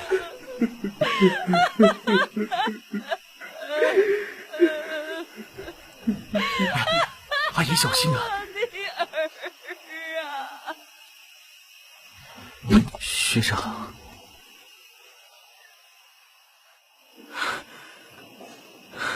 谢谢你的指导，大家都尽力了，是我的疏失，才会造成这样的遗憾。发喜帖给哪些朋友好呢？今天早上，知琴殉职了。那千分呢？千分怎么办？我不跟你讨论千分，我想说的是，我们两个之后该怎么办？宋一桃，我知道你要说什么。这个问题，我们之前已经讨论过上百次了。我还是老话一句，我若没有十足10的心理准备，不会答应嫁给你。所以，我们之间的问题不需要再讨论。千分现在一定很痛苦，我去陪陪他。我们不能结婚，他还这么年轻，我不能害他守寡。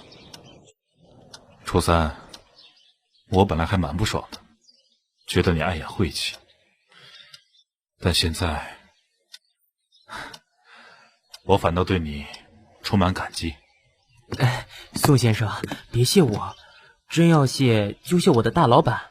死亡通知的实验计划是他决定的，连接受测试的人选都是他亲自挑选的。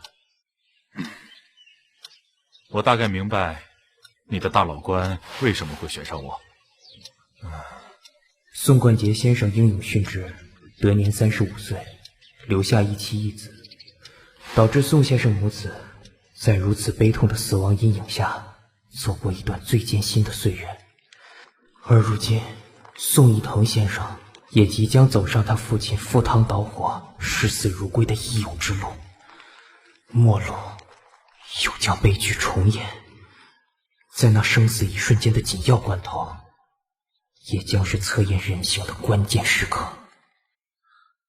宋先生，当那天到来的时候，你是否也会像宋冠杰先生那样义无反顾地冲进火场？还是你会为了柳小姐不惜舍弃你扛在肩头上的义勇荣光？在那命悬一线的存亡之下，宋先生，你究竟会怎么选择？宋先生的执勤制度采勤一休一，上班24小时，休息24小时。在聚少离多的情况下，正在闹别扭的小两口更没有机会坐下来心平气和地把事情谈开。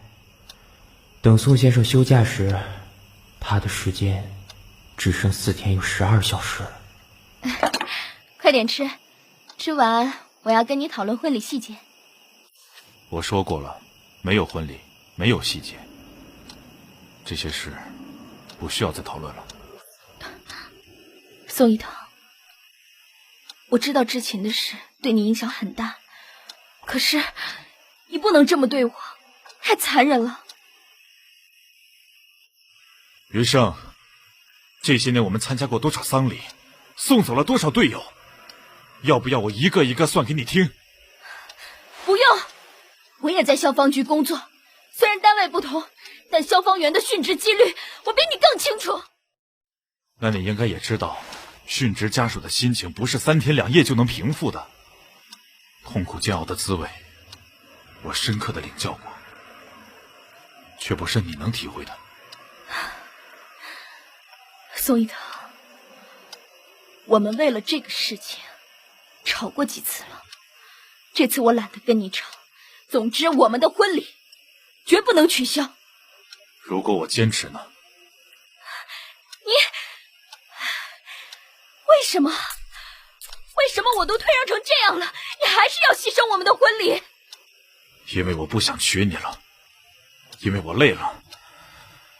与其饱受死亡威胁，一天到晚提心吊胆，不如干脆一点，从此跟你一刀两断。这样说你满意了吗？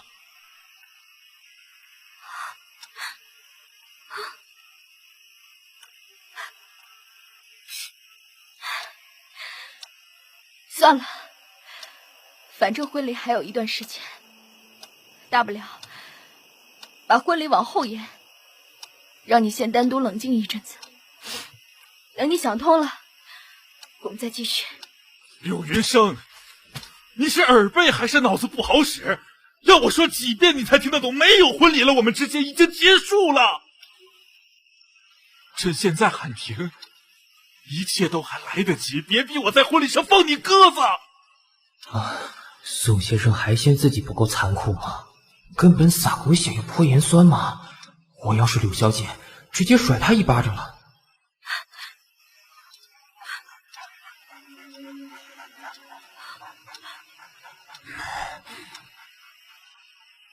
你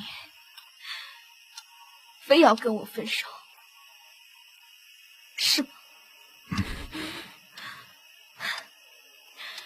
好，既然你这么绝情，我成全你。将军，过来。妈妈跟爸爸分开了，你乖乖的跟妈妈回家。哼，既然你这么决绝，我想你也不需要将军了。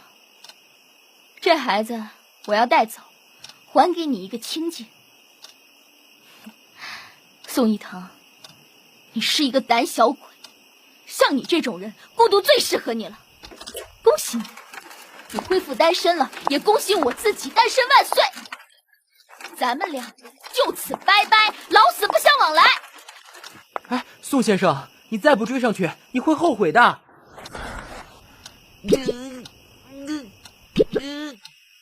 你与其对付我，不如替我送他一程。你以为我不想吗？偏偏我的观察对象是你，不是他，不然我早冲出去了，还用得着你说？哼，该死的宋一腾，也不出来追我。为什么不直接追过去？宋先生，你只剩4天了，难道你真打算这样分了吗？好不容易才说出狠话逼走他，这是最好的结果。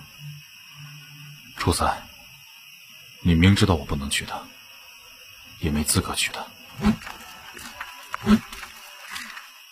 宋先生回到家，抱着将军最爱的玩具小骨头先生，在沙发上坐了一夜。其实，将军是他养的狗，不是我养的。这我知道，我看过宋先生的人生档案，当然也看过柳小姐的。他们2个是生命共同体，10年的感情，风雨同舟，甘苦与共。至于将军，本来是一只流浪的小狗狗，当时才几个月大，被善良的柳小姐收编。在某一年的冬天，趁柳小姐出国研习半个月，宋先生顺理成章地把将军带回自己家中照料，像吹气球似的，越养越大只。有了将军当人质，接下来的日子里，无论小两口怎么吵怎么闹，宋先生也不怕柳小姐发狠离他而去。不料如今压垮他们感情的最后一根稻草，就是我带来的死亡通知。只剩下4天，宋先生，请你无论如何都要把爱追回来，千万别让你们的争执变成你最后的遗憾。有些人是因为不爱了，恨不得把对方推开；有些人是因为太爱了，不得不把对方推开。宋先生就属于后者，而且还用了最傻最糟糕的方式——悔婚。我想不通，也悟不透。爱情恐怕是最难解的题，永远也没有正确答案。仁爱中队打电话过来，说云生在督察室昏倒了，刚送往医院，你快点过去。慢一点，慢一点，慢！宋先生，你再这样横冲直撞下去，不用等到明天了，你等一下就可以见到死神了。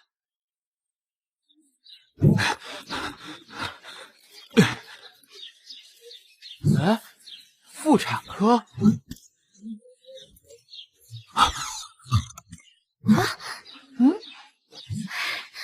英兰，把这个混蛋给我轰出去！唉，混蛋总是孩子的爸，要轰你自己轰。你什么时候知道的？怎么都没跟我说？哼，我有机会说吗？你有给我时间说吗？前天你是怎么对我的？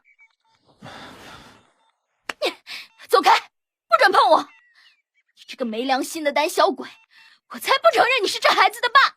好，都是我的错，你别发这么大火。哼，本来就是你的错，难不成还是我的错？都是你，害我气到头昏眼花。云生，宋先生，关于死亡通知的事，一个字都不能提哦。我知道他措手不及，但世事无常，所谓的意外通常就是出乎意料之外。前天才分手，今天却得知柳小姐怀孕，他们的孩子，一个新生命，正在柳小姐的腹中孕育着。有了孩子的羁绊，他和柳小姐之间的关系更无法说断就断。然而，明天，他的性命即将画上句号。宋先生，你该怎么做，又该如何抉择？这是个大难题，他需要时间沉淀，需要时间思考。偏偏，他现在最缺乏的就是时间。我看他凝望着柳小姐的双眼，无论柳小姐怎么骂，他都不吭一声。余生，1个月后的婚礼，我无法陪你进教堂，别问为什么。我有说不出口的苦衷。如果你还愿意嫁给我，今天下午我们就去办结婚登记。宋一腾，你在玩我吗？一下子提分手，一下子又要办结婚登记，你耍我吗？余生，我不想让你走上我母亲的后路。如果没有孩子，我一样不会结这个婚。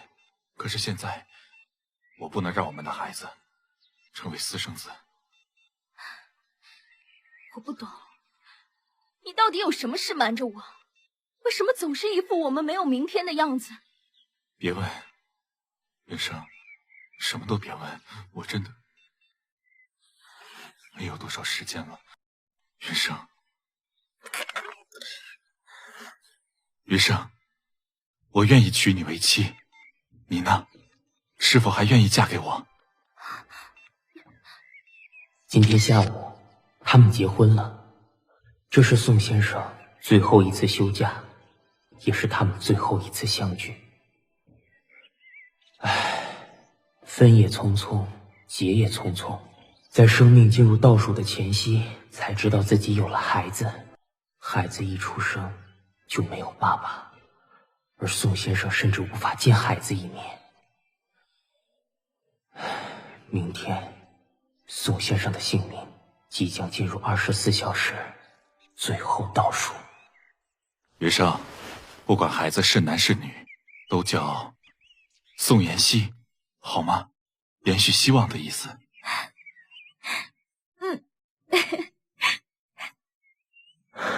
花开花落，终将结果，并非一无所有。当爱已经走到悬崖，非得天人永隔的时候，其实可以不用放手，而是手牵手一起走到最后。我知道他想记住家的样子，在临走前留下最美好的记忆。我今天下班买猪脚回来卤好不好？突然好想吃。好啊，顺便买面线，我想吃猪脚面线。好。哎，小希，爸爸要走喽，你要乖乖的，不可以调皮，要听妈妈的话。他的妻子，他的孩子，将军，家，终将随着他今天的离去，变成他生前的回忆。市区一都饭店着火，起火原因疑似2楼餐厅发生瓦斯气爆，火势迅速往上蔓延。更糟的是，洒水器和警铃都没反应，加上浓烟弥漫，爆炸声频传，整栋饭店在短时间内陷入火海，导致3楼以上的房客无法第一时间逃生。不妙！死神部第1大队、第2大队全体总动员，连机动队都出现了。只有战争、天灾、人祸发生，死亡局才会派出机动队。死神部和机动队同时出现，表示这场气爆大火将会造成不少伤亡。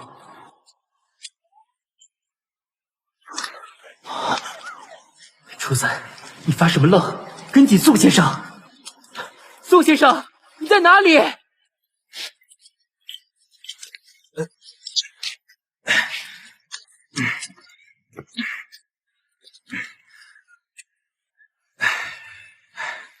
小心！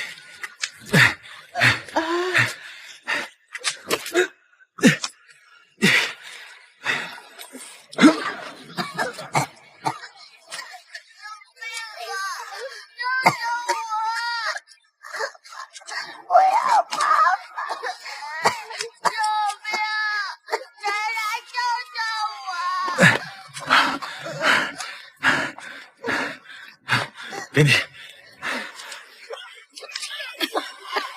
啊！谁救救我孩子？救救我孩子！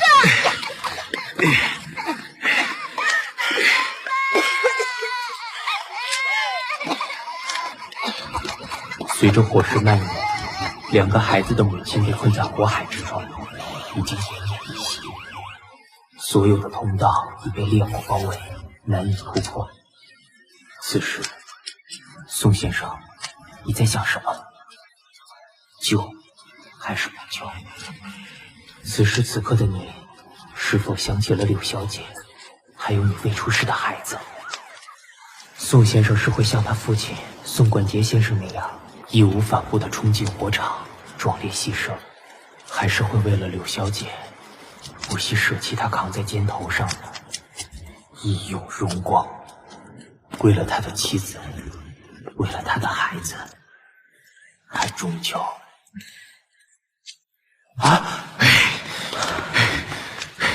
我不知道是什么念头改变了他，促使他再度投身火场之中。或许是正义感，或许是职业道德，也或许是一种与生俱来的仁慈之心。他本来还有机会可以逃的，但他没有这么做。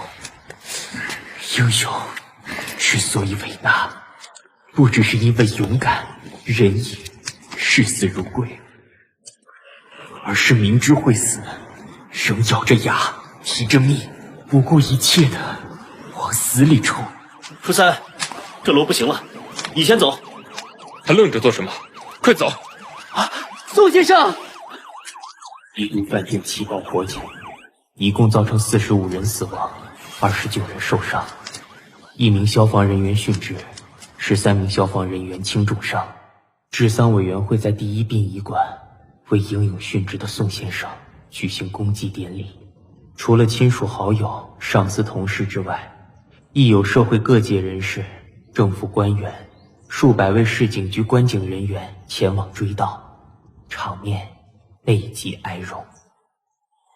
公祭后，在特勤大队和消防队各型车辆的护送下，将宋先生安葬于市立警察公墓，一切丧葬事宜完全比照他的父亲宋冠杰先生。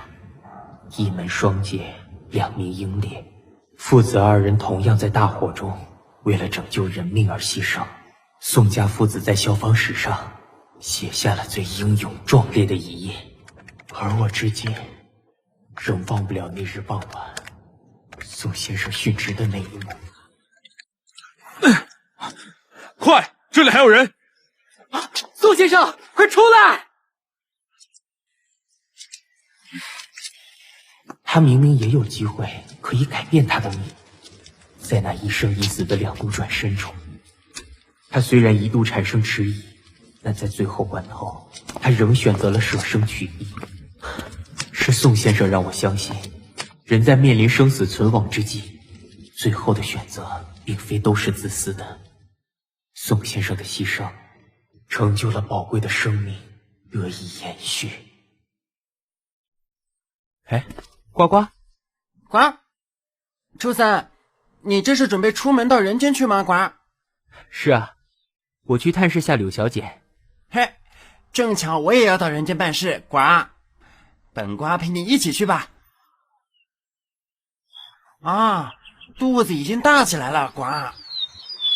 是啊，叫宋妍希，是个男孩子，我敢保证，他将来长大一定会以他父亲为荣。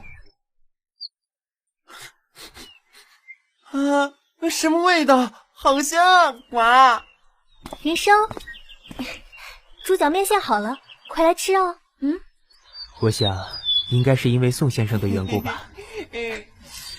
虽然你不在了，但是有许多人，还有将军，都在替你照顾他们，所以，请你放心，放心的离去。他为你安排的另一段人生，将是你全新的开始。我由衷祝福你，来世比今生更有福气，富贵长命，子孙满堂。两个同病相怜的好朋友，在这段岁月里相互扶持，互相安慰，一起走出死亡的幽谷。伊藤奶奶和婶婶昨天来看我，带了好多水果来。千分，你拿一些回去。好啊，开慢一点，路上小心。拜拜。目送千分小姐开车离去，柳小姐转身望向你生前最喜爱的一棵橘树，花开花又落，又到了果实累累的产季，果子黄澄澄的，看起来就很圆圆满满。宋先生，那是你生前惯用的手套，我想手套里面一定还有你残留的余温。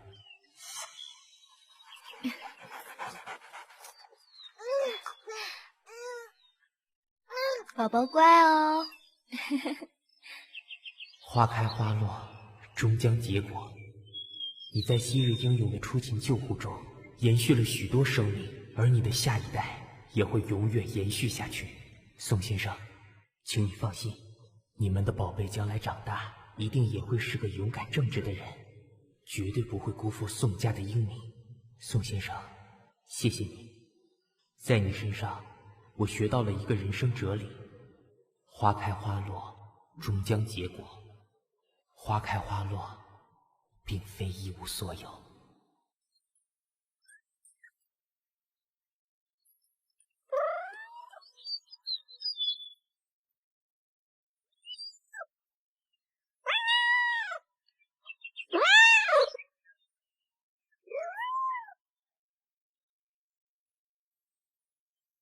雪莉，施朗，26岁，一个血爱莫及的年轻人。他实在病得很严重，得尽快叫醒他才行，不能让他一直昏睡下去。不过话说第一次看到他的档案时还吓了一跳，真的和我长得很像啊。施先生，施朗先生。你是谁？啊，我是初三，我是你的观察员，我来通知你，你的生命只剩下7天。可是医生说我还有半年。我很遗憾。每送走一个人，我就得大哭一场。我纤细又敏感的神经实在经不起这些惊心动魄又悲情伤感的生死离别啊！7天，这孩子比我的命还重要。我知道，你们不能没有彼此。我知道他并不怕死，但唯一放心不下的就是他的学历。这世上不是每个人类都充满了善意，有些阴暗的角落，不知为何总是充斥着敌意，弥漫着邪念。许多无辜的小生命因此而牺牲。刚刚下班了，那是一个下着冬雨的傍晚，又湿又冷。好可怜的小猫咪啊！出租车！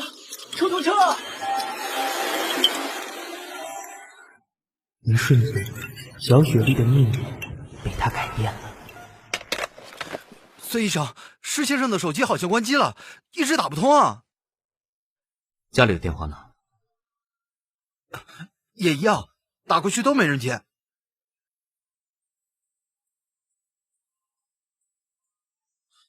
怎么办啊？这只被捡来的小猫一直不肯吃东西啊。不好意思，我被一些事耽误了。那孩子，我送来急救的那孩子，已经脱离险境了，目前正等着送养。那医药费多少？我先支付。如果送不出去，请你跟我联络，我再来接他。施先生，这孩子不亲人，恐怕很难送养。若你愿意，我建议你自己饲养他。可是，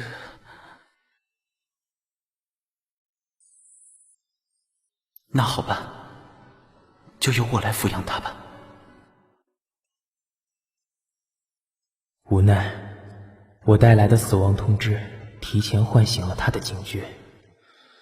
无论舍与不舍，他都必须割爱了。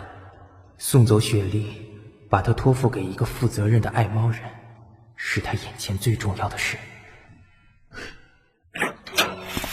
阿朗，我给你带了皮蛋瘦肉粥。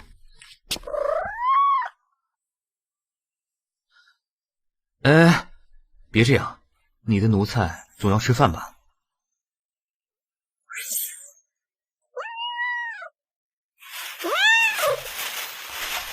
喏，快点趁热吃了，我先去洗个澡。走了哟，雪莉乖，我的小公主。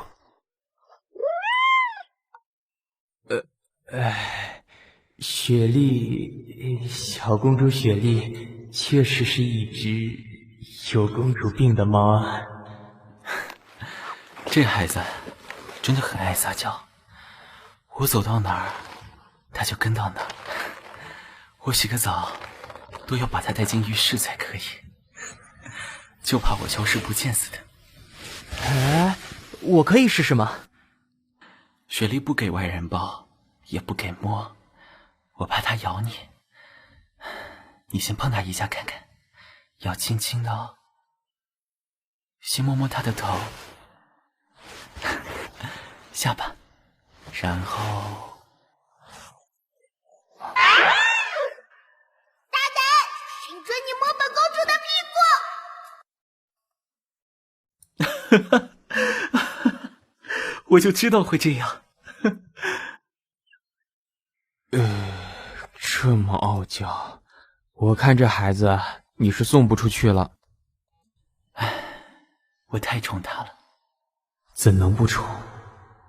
你们是彼此的救赎，你拯救了他，在他最脆弱的时候，他陪伴着你，在你最衰弱的时候，这种羁绊已经超越了各种感情。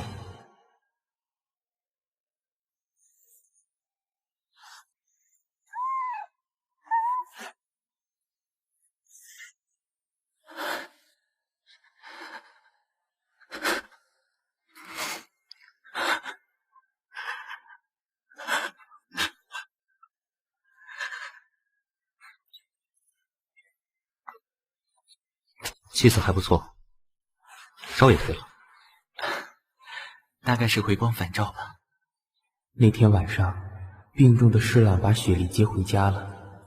可是对于养育猫咪这件事，施朗一点概念都没有，很多事都是孙恒一样一样教会他的。施朗相当信赖孙医师，两人经常通电话，也经常见面。有天下午，施朗在孙医生面前昏倒，紧急送医，在医院住了几天才返回家。过几天，孙恒就拎着行李出现在施朗家里。我租的地方合约到期，早就想搬了，但临时找不到更合适的地方。你这里离我医院近，又有空房，我来当你的室友，你应该不介意吧？大家住一起，总有个照应。我是兽医，顺便替你照顾雪莉，这种售后服务哪里找？孙恒用一种半强迫半推销的方式变成了施朗的室友，一段奇妙又微妙的三角关系就此展开。他们两个人各自怀着心事，不敢跨越那道界限，只能让感情悄悄流动着。只有雪莉把一切暧昧看在眼里。明天我想去见几个朋友，我想该是把雪莉送走的时候了。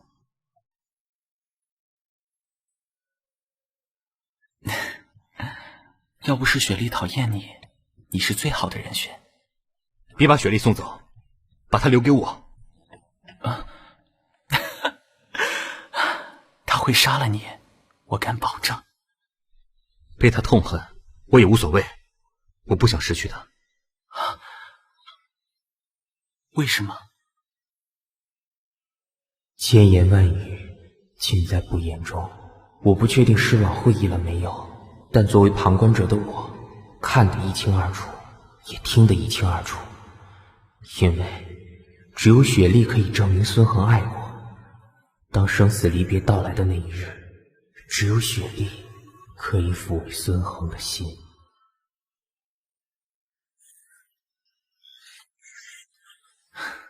雪莉，我们今天要去旅行，你要乖乖的，知道吗？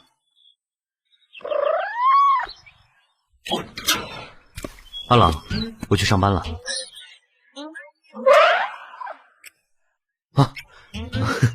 好了好了，知道了，又被你讨厌了。我帮你做了早餐，放在柜子上。过一会儿，我准备带雪莉。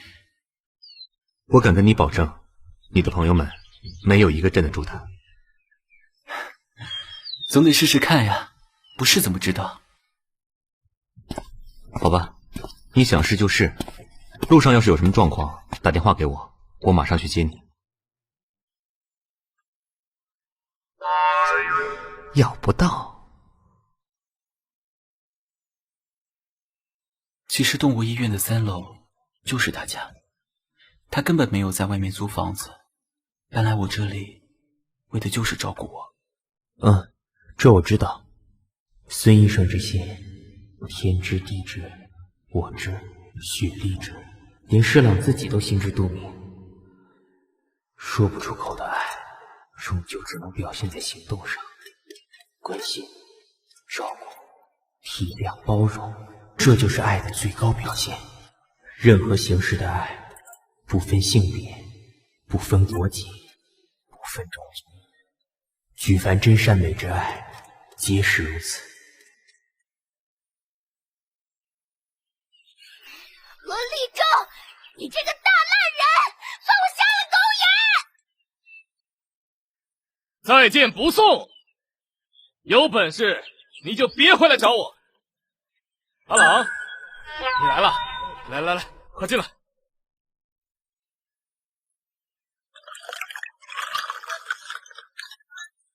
阿朗，你气色看起来不错哎。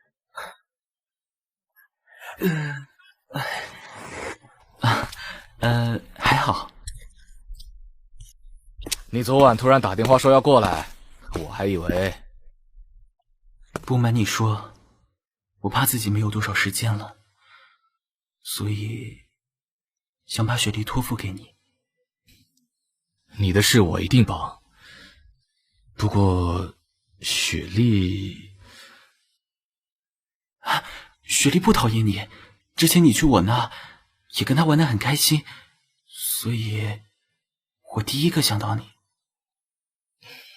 阿朗啊，不好意思，雪莉跟我时不时玩一下还好，可是我没养过猫，雪莉又这么任性，我真的伺候不来。那好吧，阿忠，没关系，是我太宠她了。果然，早在来拜访何立中之前，我就知道他不会揽下这个责任。一个换女友比换衣服还快的人，我想也不适合当个逆来顺受的猫奴才。那我就先走了。哎，要走了？难得来一趟，怎么不多坐一会儿？不了，我还约了家宴，先走了。涂家燕和何立中一样，也是施朗的大学好友之一，个性好，脾气好，家境也优渥。目前跟家人住在一起，家里养了2只黄金猎犬，一只浅金色，一只奶白色。雪莉，家燕，虽然有点突然，你愿不愿意替我照顾雪莉？施朗，你还好吧？你别吓我。大概快了，所以想趁我还有时间，帮雪莉找个新家。好，我试试看，先照顾她几天，观察她的状况。如果真的不行，我再还给你。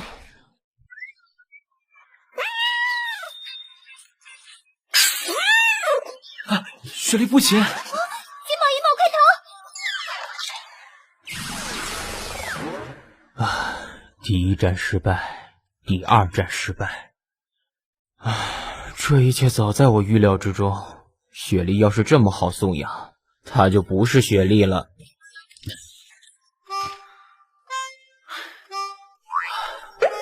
雪莉，该拿你怎么办才好啊？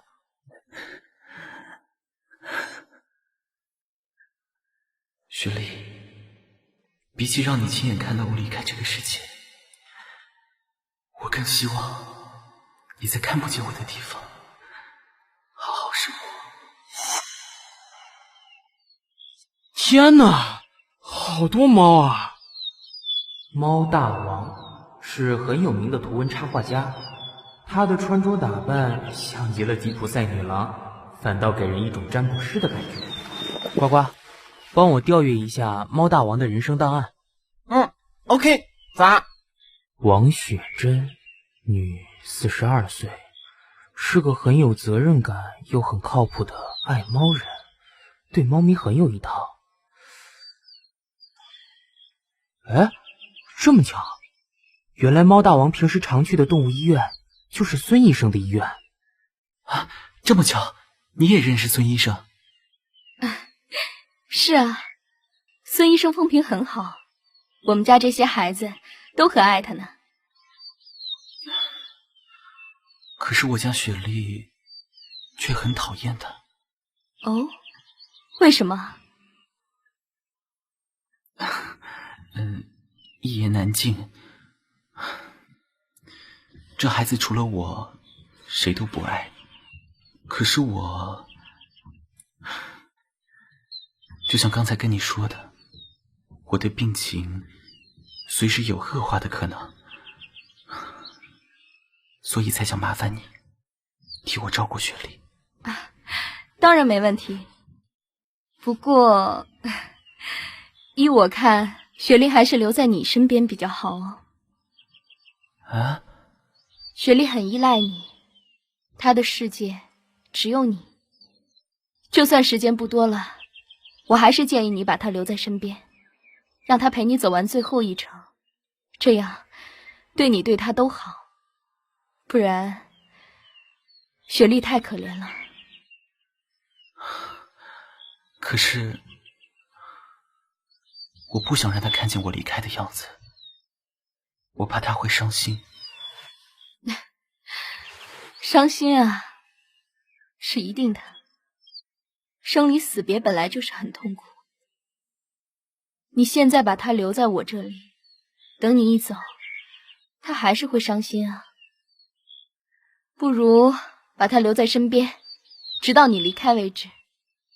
等你走了之后，孙医生要是照顾不来，再把她送来我这里也不迟。没错，我完全同意猫大王说的话。任何感情都一样，不求地久天长，但求有始有终，不离不弃地走到最后。就算无法同生共死，最起码在施朗生命消失的那一刻，雪莉还能见他最后一面。施先生，我保证，如果那天真的到来，如果孙医生把雪莉送到我这里，我一定会跟你一样，把她当成公主伺候着。谢谢你，王小姐。离开猫大王的住所之后，我陪施朗去了一趟灵骨塔。他的双亲全在塔中沉眠。在他20岁那年，一场酒驾肇事的车祸夺走了他父母的生命。没想到几年之后，轮到他的性命被癌症吞噬。一个如此年轻的生命即将走上临终末路，说没遗憾是不可能的。这天，施朗还去签了份生前契约，打理好了自己的后事。至此，雪莉往后的去留总算有了一条稳当可靠的后路。日后孙医生要是举白旗投降，至少还有一个超级爱猫的王雪珍小姐可以接手照顾。孙恒，我回来了。人家肚子饿了。我来，阿郎，你先吃点东西。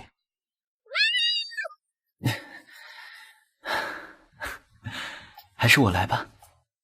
唉，雪莉这么难伺候，连吃顿饭都要施朗服侍，以后该怎么办才好啊？看吧，我就说你那些朋友拿他没辙。今天我去拜访了一位猫大王，王雪珍小姐，听说你也认识。如果哪天我走了，你就把雪莉送到她那里吧。雪莉哪里都不去，我会照顾她。孙恒，我不希望雪莉造成你日后的困扰。她不会是我的困扰，相反的，失去她，我才困扰。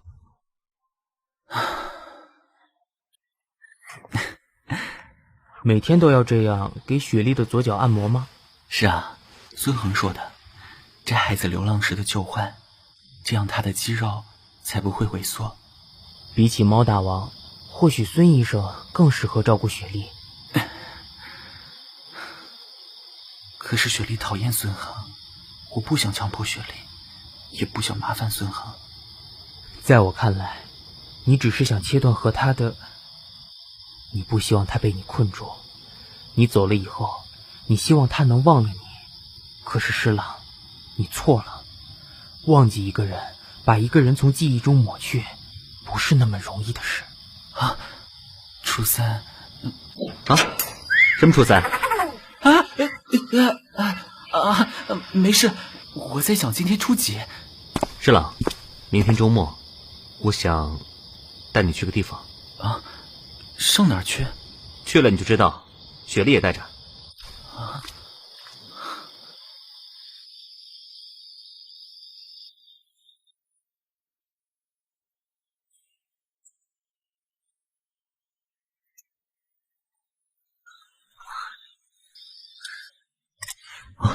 阿朗，小心，还是先坐一会儿吧。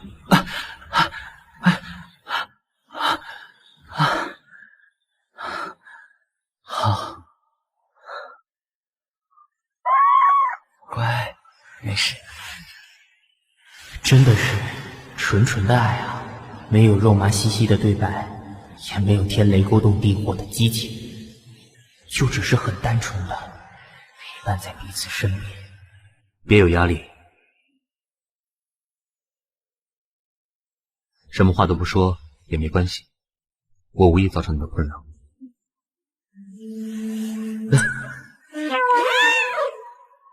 去，玩你的沙。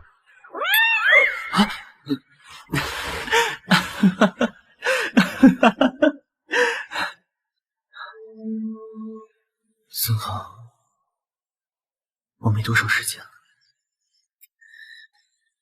所以很抱歉，我不能回应。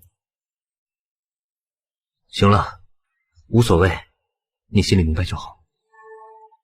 明白，谢谢，一直这么包容。孙恒从不强求，尽管这段感情非常的短暂，非常的迷你，他也始终不紧不慢，就只是守护、陪伴、包容，如此而已。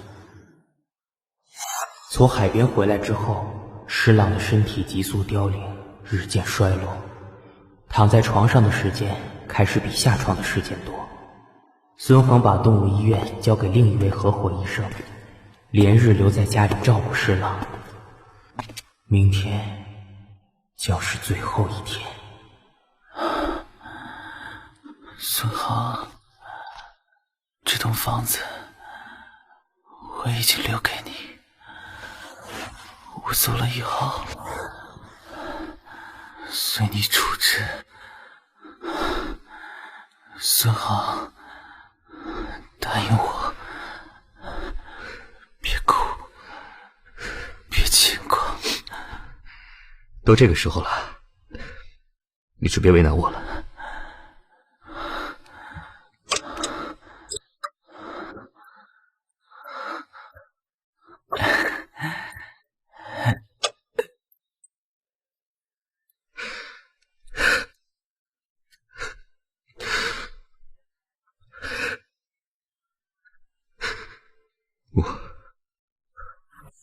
我爱你。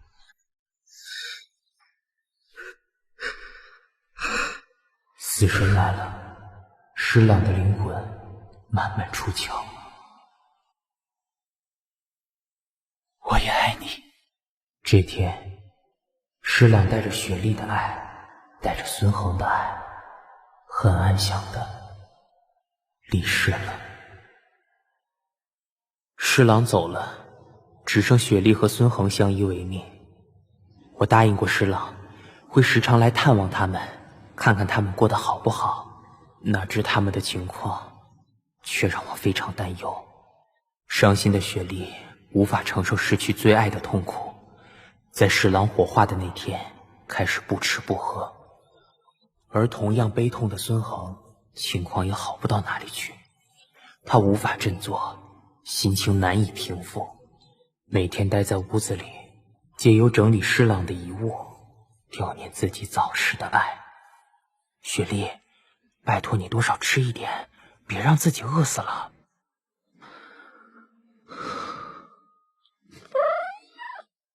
你看，这衬衫上面也有你的毛。吃一点吧。我知道，我跟你一样，我们都一样。不过你还是要吃点东西。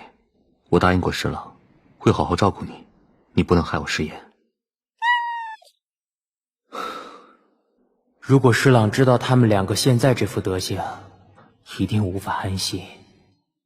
我不确定平复伤痛需要多久时间，我希望他们撑过去，撑过这段最难熬的日子。无论情况多么糟，生活还是要过。这一点我相信孙恒明白。他们两个同病相怜，却也只能依靠彼此，相互舔舐伤口，相互疗愈对方的失爱之痛，再慢慢从死亡的残影中走回正常的生活轨道。一大早，雪莉就耍赖，打死不肯进提笼。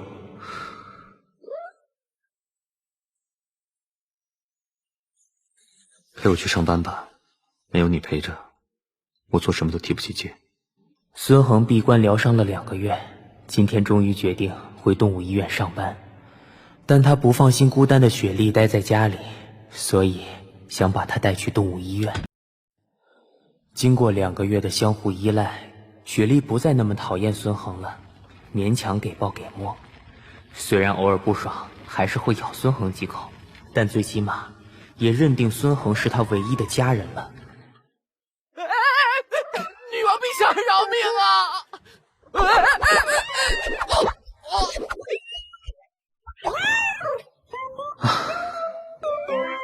拜托拜托，雪莉，就当是陪我上班了，求求你，忍耐几天就好了。我知道，可是我需要你，又不放心你一个人待在家里，先忍耐几天，好不好？唉，可怜的孙恒，失去了施朗之后，完全成为雪莉的俘虏啊！就这样，每天一起上班，一起下班，一起吃饭，一起睡觉，每天同进同出，形影不离。雪莉宝贝，今天选哪件陪你侍前啊？这是一段全新的同居关系，一个男人和一只猫，因着共同的爱人，相知相惜，唇齿相依。要忘记一个人，把一个人从记忆中抹去，也不是那么容易的事。孙恒也好，雪莉也好，只因他们都太爱你了。是了，你的爱没有错，只是来不及说。我也爱你，我也爱你。爱不分种族，不分性别，爱凌驾一切。死亡之前，人人平等，无关贫富贵贱，无关男女老幼。这道理我明白，可是苏孝武今年10岁，1年前父母意外双亡，被他叔叔收养。可是他的叔叔并没有善待他。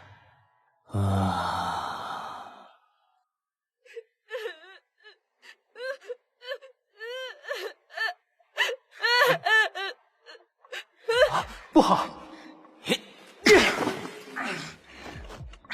谁？是谁？糟了！见鬼了！见鬼了！小五别怕，我是初3，我不是坏人哦。王八蛋！让一个孩子睡铁床已经很刻薄了，但他还竟然连条小毯子都不给这孩子。大哥哥，你是天使吗？我不是，我是你的观察，对，我就是你的守护天使哦。太好了，你终于来了！我一直祷告，你终于来了！不好意思，我来晚了。大哥哥，我们快走！虽然大门反锁出不去，但我要出去，我要去找我阿公。这孩子不止逃过一次，无奈每一次都被送回来，没有一个亲戚愿意收留他，没有一颗善心愿意拯救他。我唯一肯收留他的人，却是一个丧心病狂的酒鬼，导致他的童年充斥着暴力和凌虐，恐惧和泪水。大哥哥，我祷告的时候有说，你一来我就要离开叔叔家，再也不回来了。那你阿公家有多远？很远，但我不怕。大哥哥，他跟我说过你会陪着我。谁跟你说过？小五，你身上有没有钱？我们怎么去找你阿公呢？用走的。大姐姐，请问有没有没扔掉的过期面包啊？小朋友，你家在哪里啊？哦，我不能回家，我要去找我阿公。大姐姐，可以给我过期的面包吗？好，你等我一下。这些面包都还没过期，可以放心的吃。还有一瓶矿泉水，1罐牛奶。小朋友，大姐姐帮你找警察叔叔带你回家，好吗？啊，不要啊，大姐姐，别找警察叔叔，我要去找我阿公，我阿公会保护我。啊，好，那这里有些零钱，你收好，用这些钱坐车去找你阿公。啊，谢谢你，大姐姐，谢谢你。给。我不饿，应该说我不用吃东西也没关系，你自己吃，吃饱一点。那小五，我要给你看一个东西，你什么都不用问，安安静静的看完哦。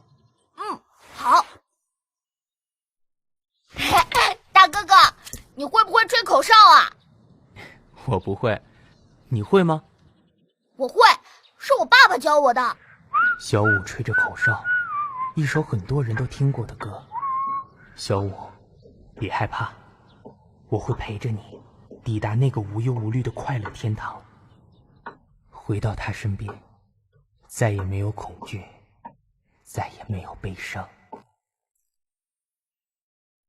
车厢内没几个乘客，人人低头干着自己的事，根本没有人会去留意一个独自搭车的孩子。大哥哥，你的名字为什么叫初三？因为我有一个哥哥叫初一，一个姐姐叫初二，所以我叫初三。啊，那你们都是天使吗？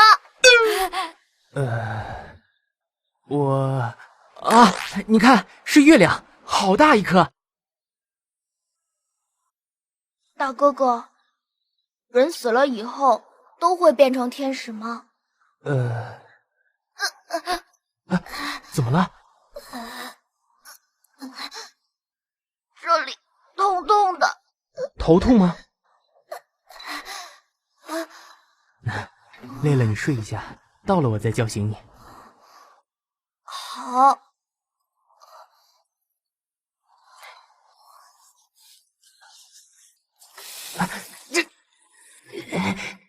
拜托，有必要这么严格把关吗？肖邦，你们项目小组看不下去了，这条毯子算是特例，仅此一次，下不为例。你也太夸张，不怕自焚吗？怕什么？又不是没烧过。初三啊，初三，你怎么老是学不乖？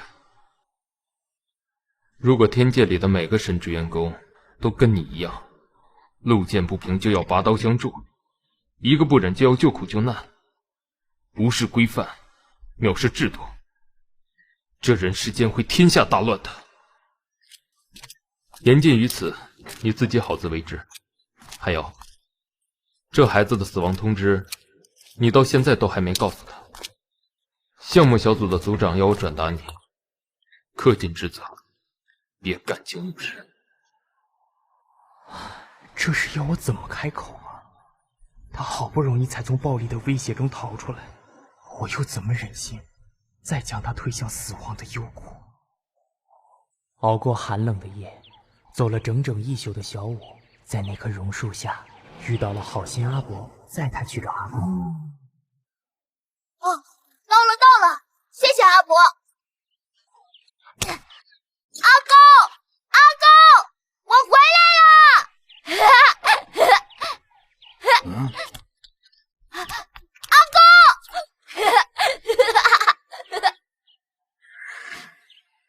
刘福全，小五的外公，70岁，靠拾荒为生。哎，回来就好，有什么需要帮忙的，你跟我讲。孙子照顾好最重要。原来好心阿伯是这个村的村长，这位罗吉柱村长真的没话说，确实是个大好人，热善好施，造福乡里。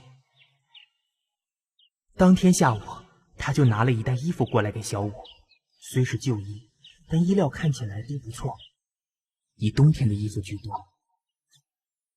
落叶归根，乡亲土亲，也不枉小五千里迢迢回到故乡来了。啊，大哥哥，圣诞节快到了，对不对？对。小五，小五，来，阿公帮你擦药。哎呀，啊，阿公，没关系，已经不痛了。就这样，小五坐在床上陪他外公聊了一会儿，这孩子过去1年的种种心酸，但听在老人家耳里，却犹如针刺，一针一针扎进心里。睡吧，小五。但愿这几天你能在外公身边过过安稳的好日子，再也无所畏惧，夜夜得以安眠。1日下午，刘老先生骑着3轮，载着孙子到镇上工地捡回收废材。阿公，我帮你。阿伯，这帽子给你们戴着，不然你们这样很危险啊！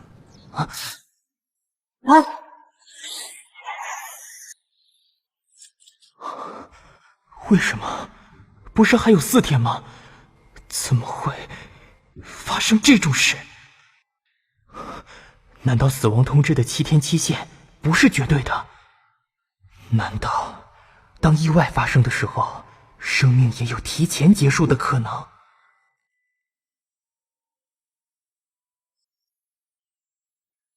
急诊室内，一群医护人员围着2台手术床，开始跟死神拔河。为什么？不是还有4天吗？你们2个谁负责小五？我负责小五，肖邦负责刘老先生。怎么会？明明还有4天。初三，发生了不可预测的意外，你要有心理准备。这是突发性意外，刘老先生恐怕撑不过今日。至于小五，还需要观察。什么意思？我不懂。照理说，小五应该在4天后死于颅内出血。颅内出血？因为额头上的伤？小五被他叔叔施暴，头部受到重创。要是没发生今天这场意外，他4天后的死因就是颅内出血。可是这场意外发生的太过突然，所以局长才派我们2个人过来。是这场意外改变了他们祖孙俩的命运，不然刘老先生应该还有3年的寿命。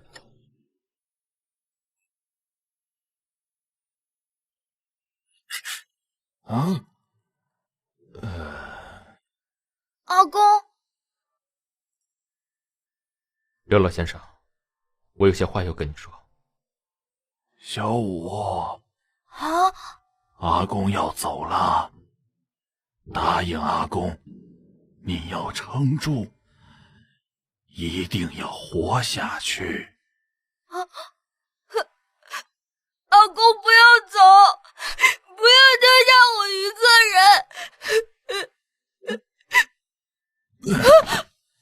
病人有心跳了，很好，动作快点，一定要把病人抢救过来。是。小五，撑下去，求求你了，勇敢的撑到最后。手术结束，小五被推进加护病房，陷入重度昏迷。医院通报了帮扶中心，请他们派人过来了解状况。为什么？为什么命运会这么残忍的对待这孩子？为什么？他到底做错了什么？连最后这几天都不让他好好过。初三，你振作一点，他还在跟死亡搏斗，再多给他一点时间。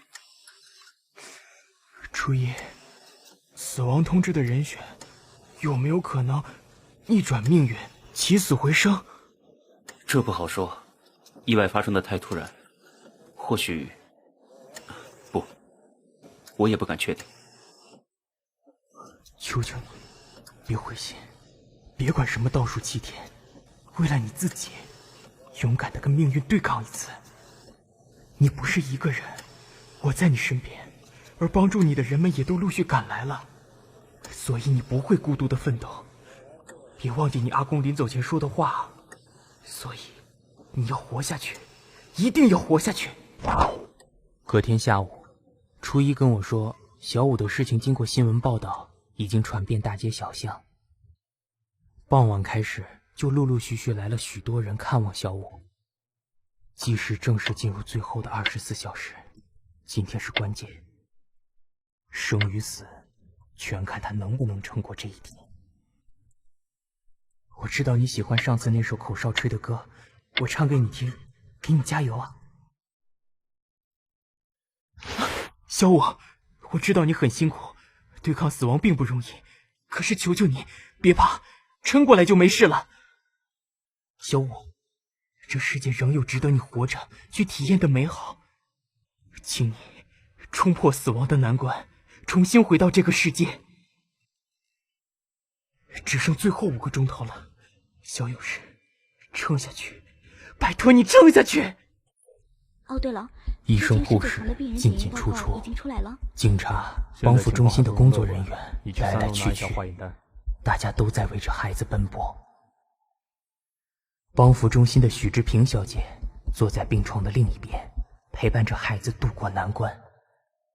小五，我是许阿姨。你不认识我，但没关系。从今以后，我会保护你，协助你。小五别怕，快点醒过来。打扰了。主任，这孩子的叔叔今天下午已经被警方移送法办了。还有，办公室刚刚来电话说，有位江先生想要见见您。哪位江先生？东影科技集团的江先生，他想亲自跟你接洽，讨论认养手续的办理事宜。可是小五还没清醒。江先生的律师说，小五的医疗费和刘老先生的丧葬费用，江先生会全额资助。请你找个时间与他联系，江先生愿意等。呱呱，帮我调查一下这号人物。嘿，交给本瓜吧。江万奇，今年42岁了，瓜，很爱他老婆，可惜夫妻俩结婚10几年，始终膝下无子，瓜。去年他们才领养了一个小女孩，疼爱的要命。如果小五能被他们收养，那可真是不得了了，瓜，可能会成为东影科技集团未来的接班人呢，瓜。小五，快醒醒！命运的转折未免也太奇妙，谁也不知道下一秒会发生什么事。等待你的是一个美好的世界。初三，这孩子撑到现在已经很不简单了。不管结果如何，你……初一，你相不相信奇迹？我唯一见过的奇迹，就是你在松南公路烧起来那次。你别调侃我了。松南公路事件是我心中永远的痛。我原本不相信奇迹，可是为了这孩子，我愿意相信一次。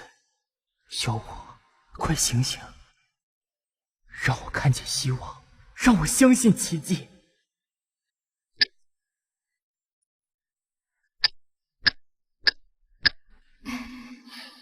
小五，爸爸妈妈会在天国看着你，你要好好的活下去，加油！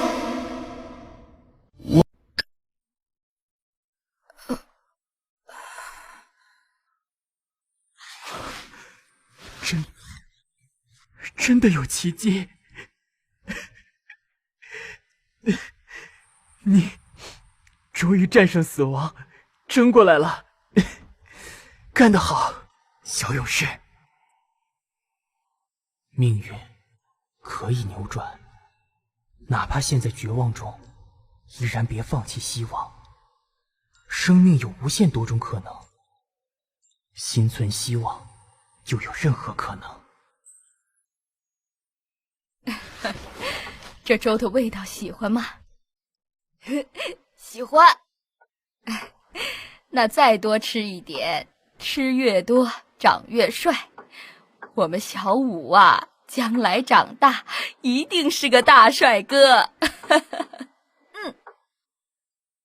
苏小武，或许再过不久，你就会改姓江，叫江孝武。但无论如何，我都希望你记住你曾经叫苏孝武的日子。别忘记你曾经受过的苦难，别忘记你曾经跟死亡搏斗的过程，然后坚韧的、勇敢的突破所有逆境，就像你战胜死亡一样。大哥哥，我还以为再也见不到你了。小武，你好勇敢！天国的老爷爷要我跟你说，从今以后别忘记祷告，他都会听着。你要当个好孩子，将来长大，你要帮助更多人哦。好，我知道。那阿公呢？啊，阿公很开心，你能活下来，他比谁都开心。那天是阿公把我抱着。我知道，是阿公抱着你，保护你，你才没受到更严重的伤，所以阿公没有任何遗憾了。大哥哥，我们以后还会再见吗？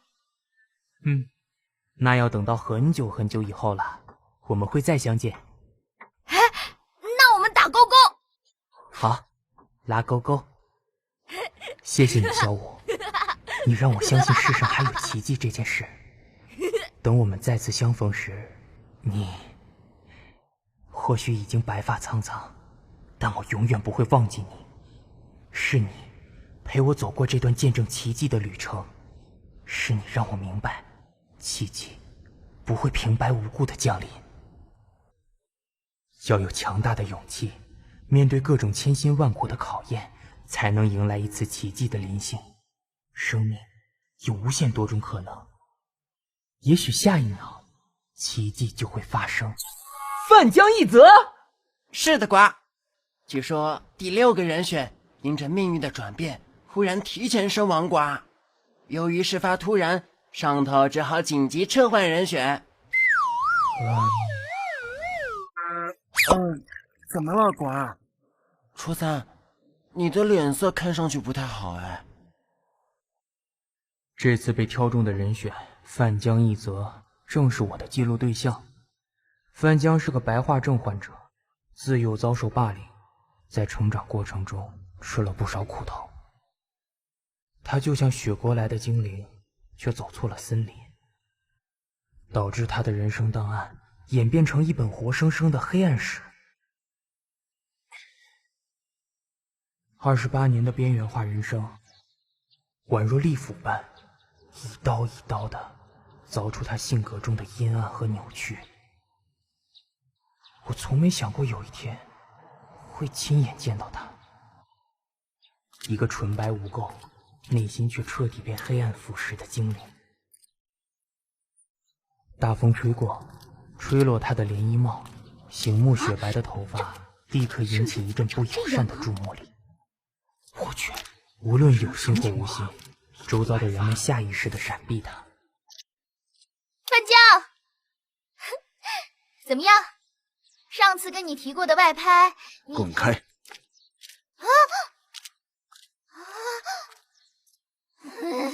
什么嘛！自以为是的白毛怪胎！哎，算了啦，别理他，我们找别人。怪胎、白毛、吸血鬼，这些都是他的绰号。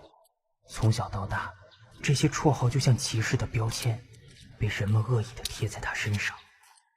他曾经是个精灵，曾经。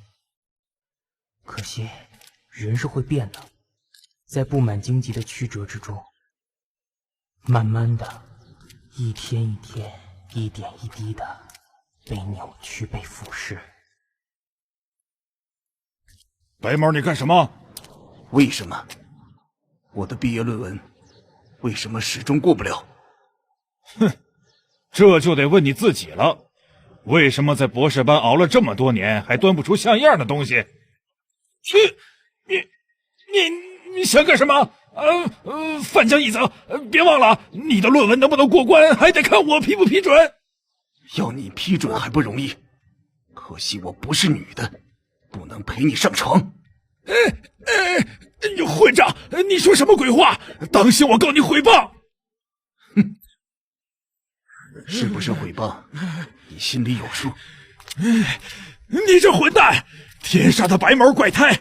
你给我记着，你这辈子永远别想拿到博士学位。范江生长在一个富裕的家庭，父母都是社会上有头有脸的人，上头有3个兄长，2个姐姐。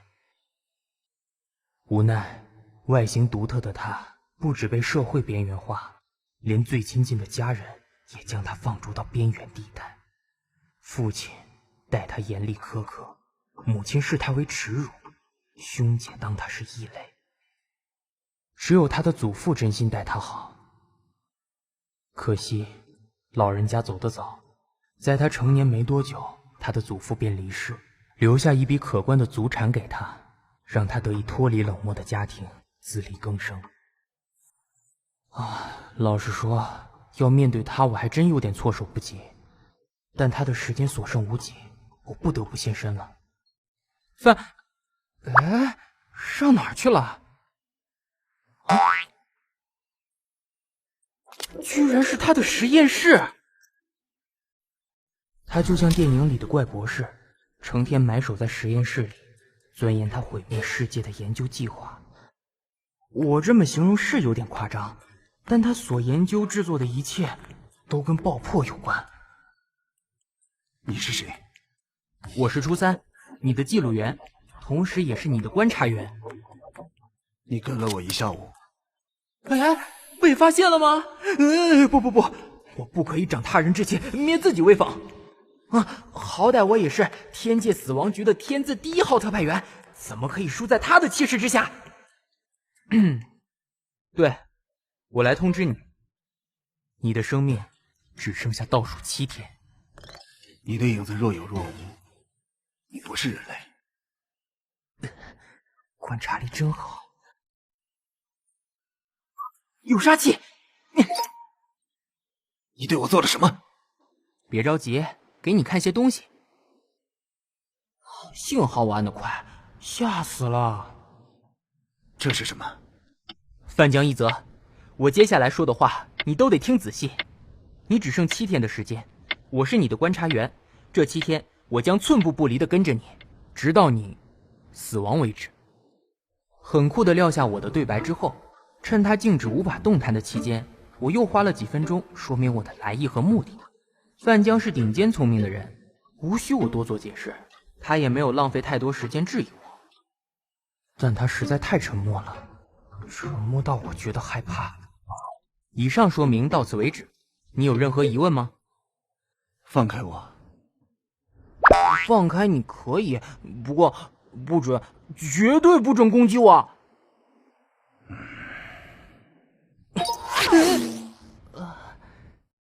可恶，跟他交手真不容易，我还是以不变应万变。不过话说回来，以一个刚收到死亡通知的人而言，他的态度实在太沉着了，没有恐惧，没有惊慌，即便我是他的记录员，写了他28年的人生档案，我都无法猜透他的心思。这7天，我恐怕都得绷紧神经了。晚上8点，范江终于放下手边的工作，准备出门。范江，你要去哪里？之后，范江走进一间超市，出来的时候买了几样生活用品。毕竟他也是个人，不可能会是人间烟火，但是我绝对不能松懈，因为他是个不折不扣的危险恐怖分子。快走开，快走开！那条小黄狗，它叫太郎，小范江很疼爱它，可是一场车祸。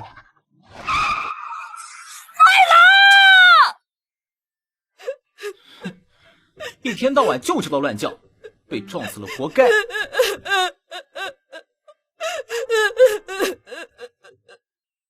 太郎的死不是你的错。当然不是我的错。话说，你都能飞了，还怕一只狗？要你管啊！哎，范江绝对不会来这种人多的地方。难道说……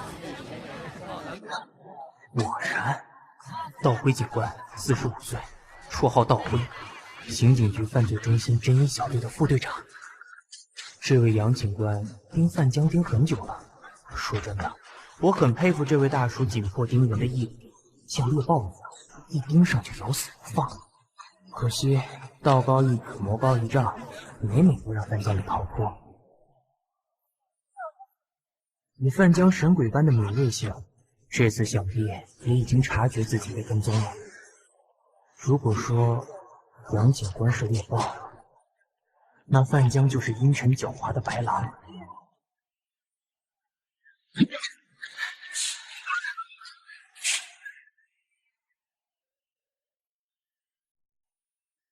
别以为逃得了一时就躲得过一世，你干的那些混账事，我都知道。知道又怎样？你不过是个记录员，顶多现在是我的观察员，你能奈我何？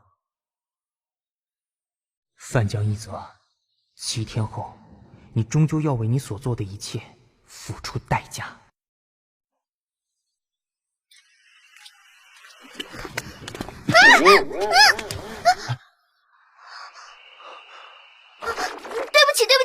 对不起！啊，你是范小杨，他是谁啊？啊，不好意思，我男朋友来接我了。你男朋友？对啊，早就跟你说过我有男朋友了，你死心吧。范江，我们快走。几点的电影啊？应该还赶得上吧？池灵瑶是范江班上的班长，个性活泼开朗，很有正义感。范江的学生时代却是校园霸凌的受害者，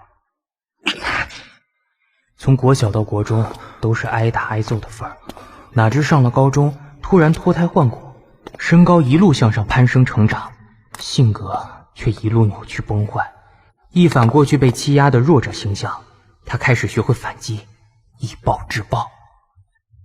打架打到声名狼藉，还被取了个白狼的称号，班上的同学也对他避之不及。只有班长池灵瑶敢接近他，对他一视同仁。那仿佛阳光照进了黑暗森林，在他阴暗漆黑的世界里点燃了一簇光芒。于是好感渐渐衍生，一种似有若无的暧昧悄悄滋长。哪里晓得原本分道扬镳的两个人，会在今晚一个转角，这么碰巧的撞上了。我的天，范江，真的是你啊！范江，等等！做什么？不好意思，刚才那个男的是我上一份工作的同事。我被他烦得快抓狂离职的，也不知道怎么搞的，最近又被他缠上了。多亏遇见了你，走，我请你喝咖啡。不必了。范江一则，有一个杨警官曾经来找过我。所以呢？去年同学会。我有寄邀请函给你，可是你没来。我猜你没收到邀请函。后来我听杨警官说，你高中毕业就搬去和爷爷住了。你到底想说什么？诺顿餐厅爆炸案的事，我想你应该从新闻上得知了。去年同学会那天，我突然有事不能去，所以我也逃过了一劫。还有在前年，在你导师谢宗熙的告别式上，也发生了爆炸案。哦，这么巧？更巧的是，谢宗熙的死因就是因为他的车子突然在发动时爆炸起火。杨警官怀疑这3起爆炸案都跟你有关。很合理的怀疑，毕竟这3起爆炸案都有一个共通点：范江一泽。可我相信不是你。池灵瑶小姐，你低估他了。这3起爆炸案的幕后凶手就是他。谢宗熙是第一个死在范江手中的人，他是范江的中学导师，同时也是霸凌他的施暴者之一。当时班费遗失，班务委员一口咬定是他。谢宗熙老师不经查证，一通电话就打到家里告状，请他父亲到校处理赔偿事宜，害范江回家被他父亲痛打一顿，连肋骨都打断了。在这场无人幸存的爆炸案中，有3男2女，是范江的国中同学，全是资优生，全是谢宗熙的得意门生。而其中一个就是私吞班费的元凶，班务委员。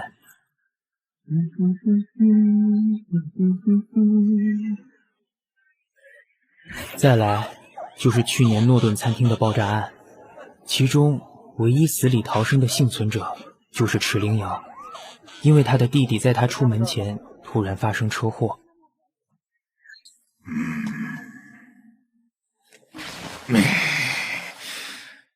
杨警官不是傻子，就像范江自己说的，这3起爆炸案都有一个可疑的共通点：范江一责。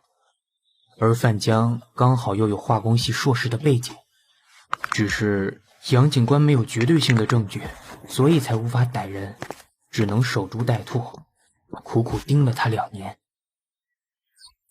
别用那种谴责性的眼神看着我，我说过了，就算你是天界派来的，也拿我没辙。死后自有审判，地狱会等着你。地狱？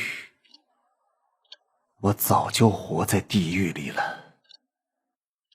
一转眼3天过去了，什么事都没发生。范江在家躲了3天，到第4天早上，终于离开这个藏身之所。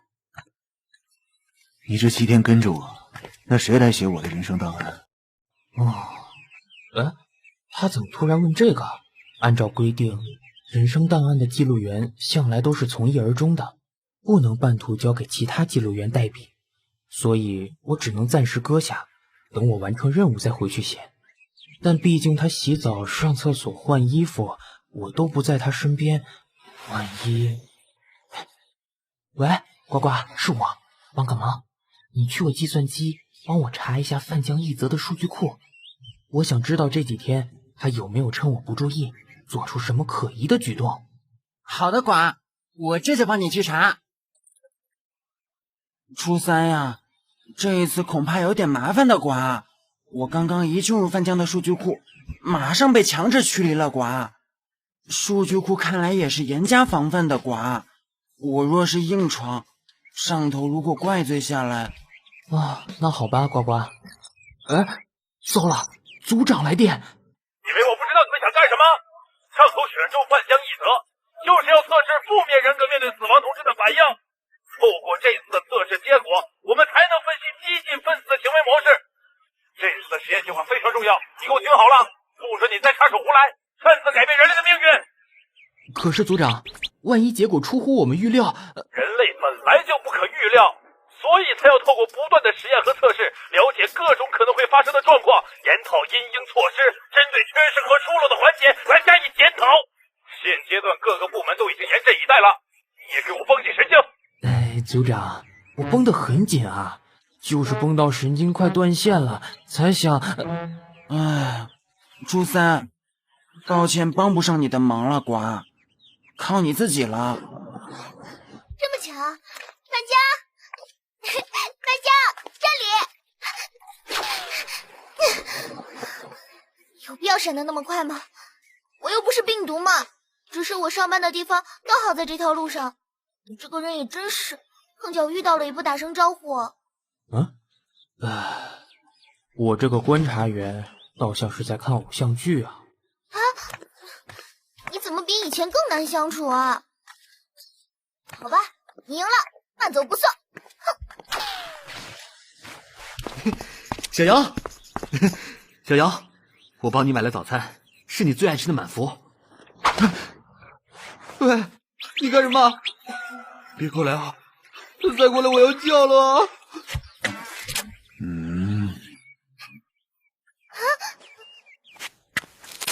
不要啊，范江，你想干什么？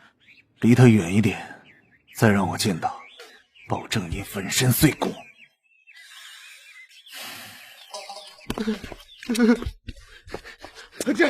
知道了。谢天谢地，范江，你又救了我一次。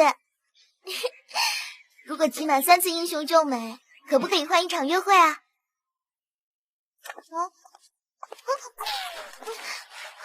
留下你的微信，我就放你走。我没微信，手机号码没手机，那家庭住址无可奉告。如果范江是黑暗，那池灵瑶就像太阳，直爽温暖又奔放。如果这个太阳永远挂在范江的天空，那么范江的阴暗世界是否就会变得更加明朗了？如果这段情开花结果了，是不是就能避免那3起悲剧的发生呢？如果这样，如果那样，可惜范江的人生没有这么多的如果了。好吧，我上班也快迟到了，今天就先放过你。后天早上10点约在老地方，不见不散哦。老地方，佩里江大桥。哦，我想起来了，情侣约会的热门首选，有小布鲁克林大桥之称的佩里江大桥。话说，范江还在那里放过他鸽子呢。毕业前夕，池灵瑶原本约了他，打算来个真心话大告白，掏心掏肺，不吐不快。不料范江这混球铁石心肠的爽约，害他等了1天，差点心碎了无痕。多亏池灵瑶不记恨，10年后的今天，竟然还不死心的再约一次。后天就是范江的倒数第2天。说真的，我宁可他活着接受人间的法律制裁，也不要他在第7天一死了之。命运在这时候重新布下一局，让池灵瑶回到范江的世界里，是否代表着某种转机即将发生呢？人类的命运无时无刻都在改变，我是否还能再见证一次奇迹呢？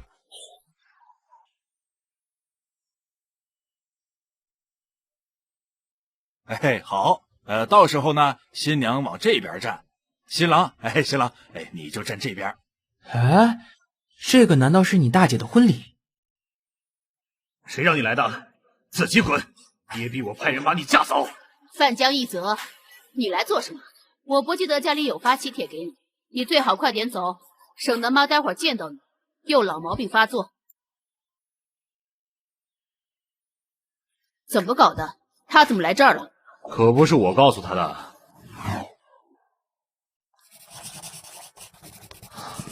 后天你会去哪边？佩里江大桥、圣母恩教堂。这问题的答案，后天你就知道了。等到第6天，好不容易等到范江出门，范江居然回大学化工馆收拾他的私人物品。我先去厕所。莫急莫慌莫害怕，他想收拾就让他收拾，反正还有时间。等他收拾完东西，应该就会去佩里江大桥赴约了。之后离开学校，范江朝着佩里江大桥的方向走去。很好。哎，糟了，忘了圣母恩教堂也是这个方向。现在左边通往佩里江大桥，右边是通往圣母恩教堂。范江，拜托你千万别走错路啊！左边才是你的出路，你的转机。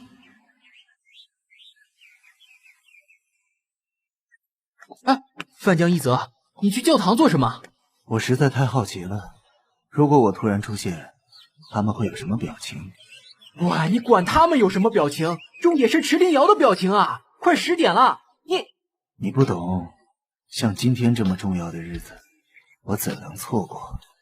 我当然不懂，你的思路跟迷宫一样回旋复杂，你的大脑里面到底是怎么想的？既然来了，怎么又不进教堂？杵在这里做什么？难道……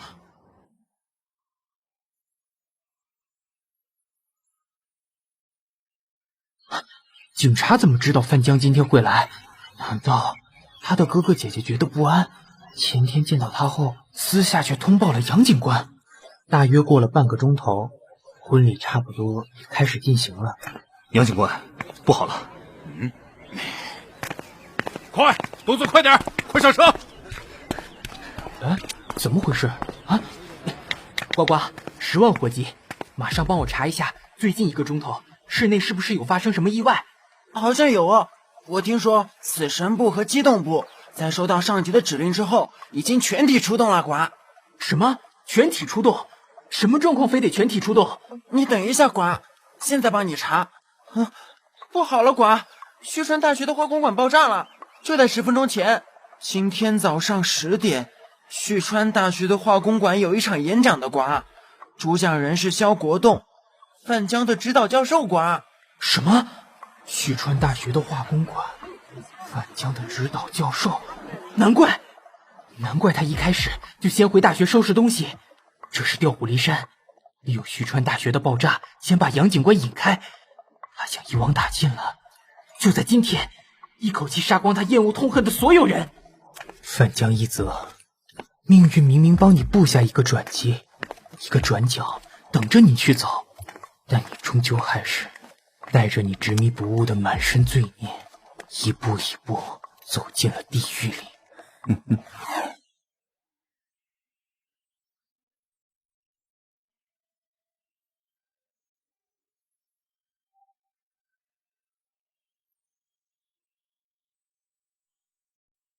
如果你的生命即将走到尽头，你想不想收到死亡通知？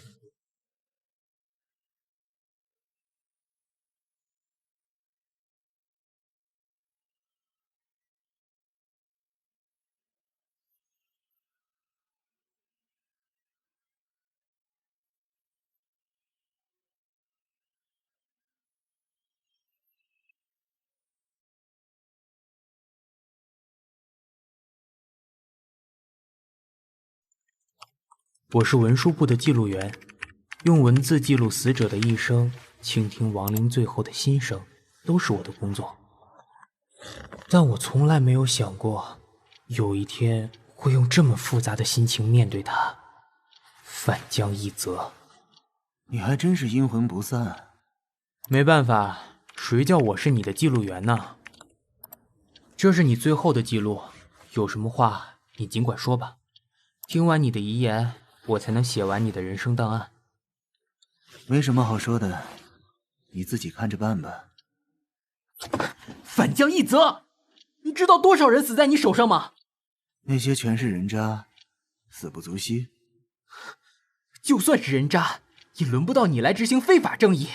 更何况，在那几起爆炸案中，还有许多无辜的受害者，你难道一点都不觉得愧疚吗？这些话审判庭的审判长都说过了，能不能换点台词啊？好，我们说别的，就说池灵瑶吧。他在佩里江大桥从早上等到黄昏，跟10年前一样。我不相信你心里没有他，为什么不给他一次机会呢？也给你自己一次机会。明知道没有结果，何必留下眷恋？又知道没结果了，你听过他的心声吗？你知道他这10年来是怎么找你的吗？命运安排他在你生命中出现2次，而你2次都把他推开。不推开又能如何？让他跟我这种怪胎在一起吗？让他也跟着受尽羞辱吗？他受得了别人异样的眼光吗？这是他的人生档案，从他出生到今天的记录，我特地为你申请的。你在他心中的分量，你留给他的回忆，他对你的感情，我无法用语言形容，你自己带去地狱慢慢看吧。我知道，命运有时候很残酷，打从一出生就没有选择。至于池灵瑶，等他将来有一天临终来到他的记录员面前时，我敢跟你保证，你范江一泽就是他这辈子最大的遗憾。大家都叫他小太阳，可我怎么看他就怎么刺眼。所有人都离我远远的，他却偏偏老爱在我眼前晃来晃去。高二下学期的时候，他被一群混蛋耻笑，笑他暗恋怪胎，他也不否认，还跟那群王八蛋吵了起来。所以，你把那群王八蛋一个个揍进医院里，差点被退学。你父亲爱面子，动用他政商两界的人派到校方去说服，才把这件事压下来。对，知道我不会被退学那天，他哭得一把鼻涕一把泪。小太阳，下雨了。那叫喜极而泣。我知道他喜欢我，真心对我好，但我没把握。我不确定自己有没有信心跟他在一起，只好忽视他，彻底的忽视。高三毕业前夕，他约了我在佩里江大桥见面，一样早上10点，不见不散。我大概知道他会说什么，但我不想听，也不敢听。不如就这样让他死了这条心，从此各奔东西，永不相见。你这个人就是这么偏执又矛盾。你渴望被爱，却不懂爱，也不敢爱。如果你当时鼓起勇气，亲自走上佩里江大桥，也许你的人生就不会越走越偏离轨道了。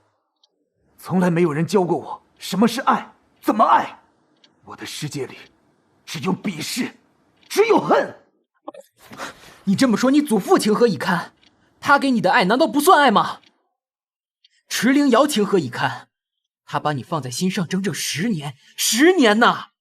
这么漫长的岁月，换成其他人早就移情别恋了。你祖父给你的爱明明那么温暖，却没有点亮你阴暗的内心，所以命运才会安排池灵瑶加入你的人生，可你却一而再再而三地把她推开。人生又没有地图，我怎么知道哪里该转弯，哪里该直走？我又怎么知道直走会不会变得更好，转弯会不会变得更糟？你说的对，人生没有地图，人在迷途时，谁都不知道下一步该怎么走，但还是可以试着走一回，管他直走还是转弯，走一次总是机会啊！这个世界上有许多人都是这样走过来的。要不要我再多印几本人生档案，让你带去地狱看？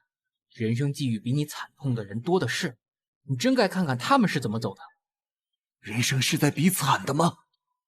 当然不是，幸与不幸人各有命，所以人生比的是心态。谁能掌握好心态，谁就能走出一片天。我很遗憾，你的倒数7天就会如此惨烈。我原本以为你会去见他的。10年前不见，是因为没有自信；10年后不见，是有自知之明。我的双手已经沾满血腥，不想耽误了他。有件事我必须告诉你，也许你听了才会知道什么叫悔恨。死亡通知这个实验计划，第6个人选原本不是你，因为那个人突然提前死亡，所以才会轮到你。换句话说，你的倒数7天是我们大老官特意给你的机会。事实证明，你们大老官没有选人的眼光。不，你错了，人的命运是可以改变的。那天你在交叉路口停下来，就是一个转机。如果那天你向左转，走上佩里江大桥，你的结局就会改写了。什么意思？如果那天你去见了池灵瑶，杨警官将会循线逮到你，最后你会受到法律的制裁，但不会被判死刑。知道为什么吗？你高超的专业技术使你有机会替政府的防爆单位破解各种爆炸装置，帮助强化防爆机制。用这种方式，你弥补了犯下的所有罪孽，戴罪立功。这原本是机密，不可泄露的，但你在审判庭接受审判的时候，完全没有悔悟之心，所以，我们小老官要我把这些事告诉你，让你带着真正的悔意下地狱服刑。你们小老官还真狠。大老官恩慈，小老官赏罚分明。但愿你在地狱服刑的期间能真正忏悔。帮个忙吧。啊？池灵瑶往后的每一年，我只是想知道她过得好不好。我会帮你申请的，把她往后每一年的人生档案都影印一份，请御史转交给你。多谢了。范江一则，天堂地狱一念之间，一念之差，万劫不复。很多事下定决心之前，先冷静下来，重新思考一遍，或许就会有不一样的结局。路走错了，可以绕道重走，但是人生只有一回，不能重来。人生在世，帮自己留点余地，走到地狱尽头回不了头了，才是真正的边缘。死亡通知这个实验计划源自我们大老官的怜悯，主要是让即将往生的人们在有限的时间内把握当下，别带着遗憾离世。同时也在观察人类在紧迫逼人的倒数7天到底会做出什么事，而这些人所做的一切究竟会让世界变得更好还是更糟。事实证明，人类的心无法预测，并非每个人都会善用他的怜悯。当我们把死亡将至这件事通知给人们之后，就等于是冒着一场风险极大的赌注。范江一则的毁灭性结局不但造成人世间的重大伤亡，也让这个以人性为出发点的实验出现一个悲剧性的结果。第一轮的测试是否因此终止？下一轮的测试是否还能继续？死亡通知将来能不能全面启动了？因为第一轮的实验还有最后一位人选，而我非常想念他，非常想见他。初三，进来吧，长官们要见你。怎么样？实验终止还是继续管？等最后一位人选测试完，第一轮实验就正式告一段落。上头表示还会再召开一场检讨会议，到时候才会决定终止或继续。多亏邹守宽医生死守他的金字招牌，用他高超的医术击退混蛋肖邦，我才能再多活2年。不过也因为这次意外，我被医院诊断出有心脏衰竭的疾病，死亡率极高，顶多只有4年的存活率。我的青春无敌，我的神采飞扬，因此终结在18岁那年春天。之后的2年，我不是躺在家里的床上，就是躺在医院的病床上。对于人生，对于未来，已经不抱持任何希望了。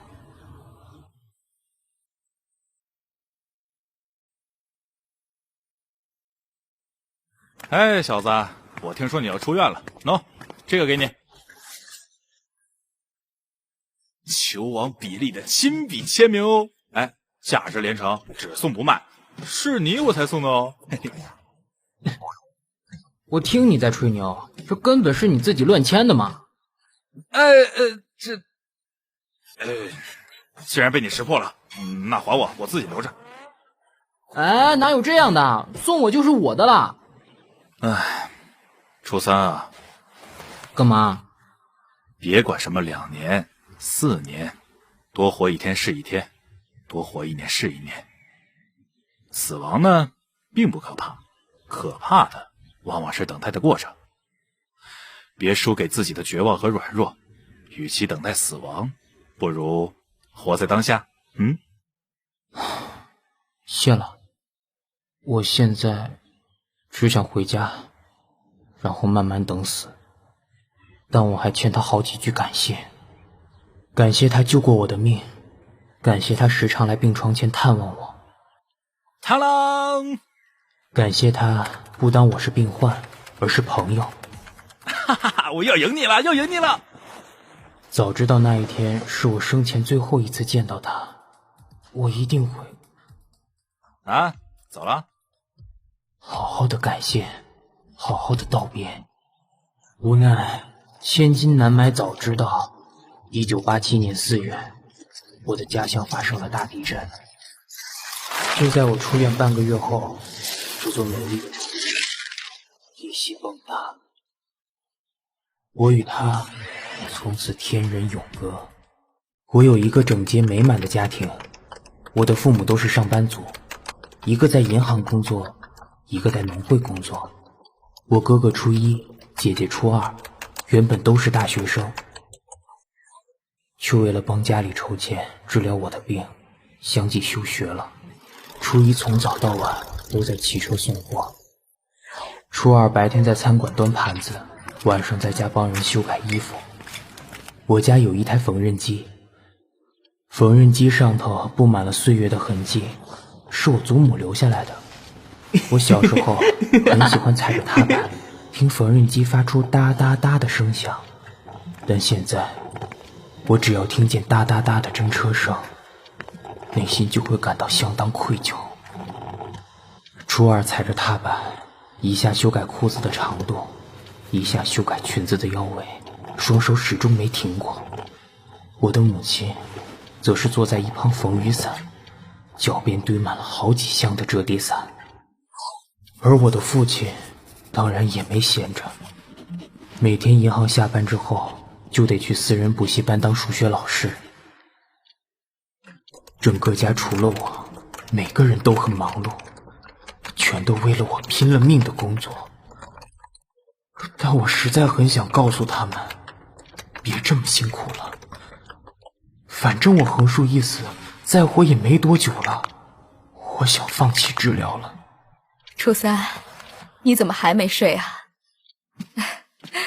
肚子饿了，妈去帮你下碗面。不用了妈，我不饿。没关系，多少吃一点。等会儿你爸你哥回来，八成也饿了，我多煮一些，大家一起吃。初3，我有条洋装，你帮我拆下线，拆领子那排就好，其他的别乱拆哦。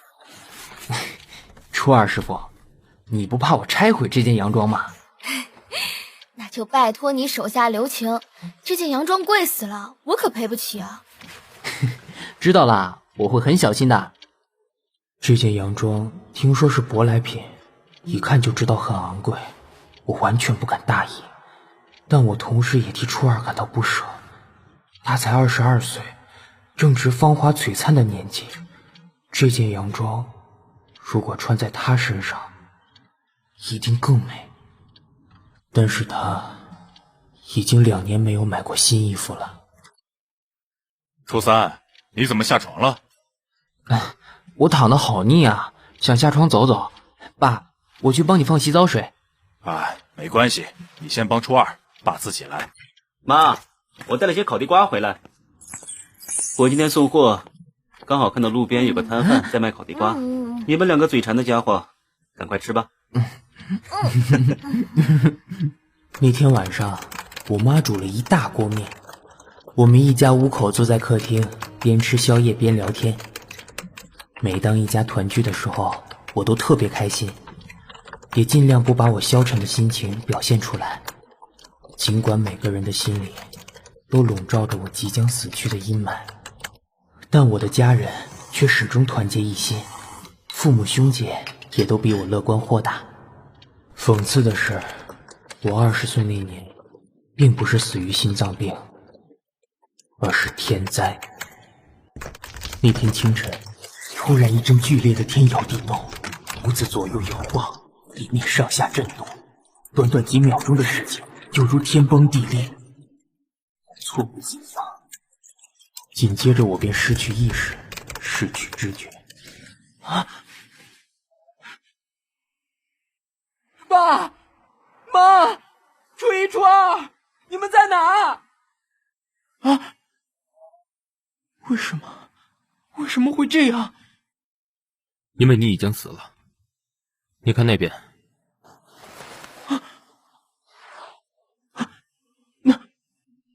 那是我的手臂。我爸妈呢？我哥我姐呢？你的家人全部往生，已经被其他死神引渡走了。不，他们在哪里？你带我去找他们。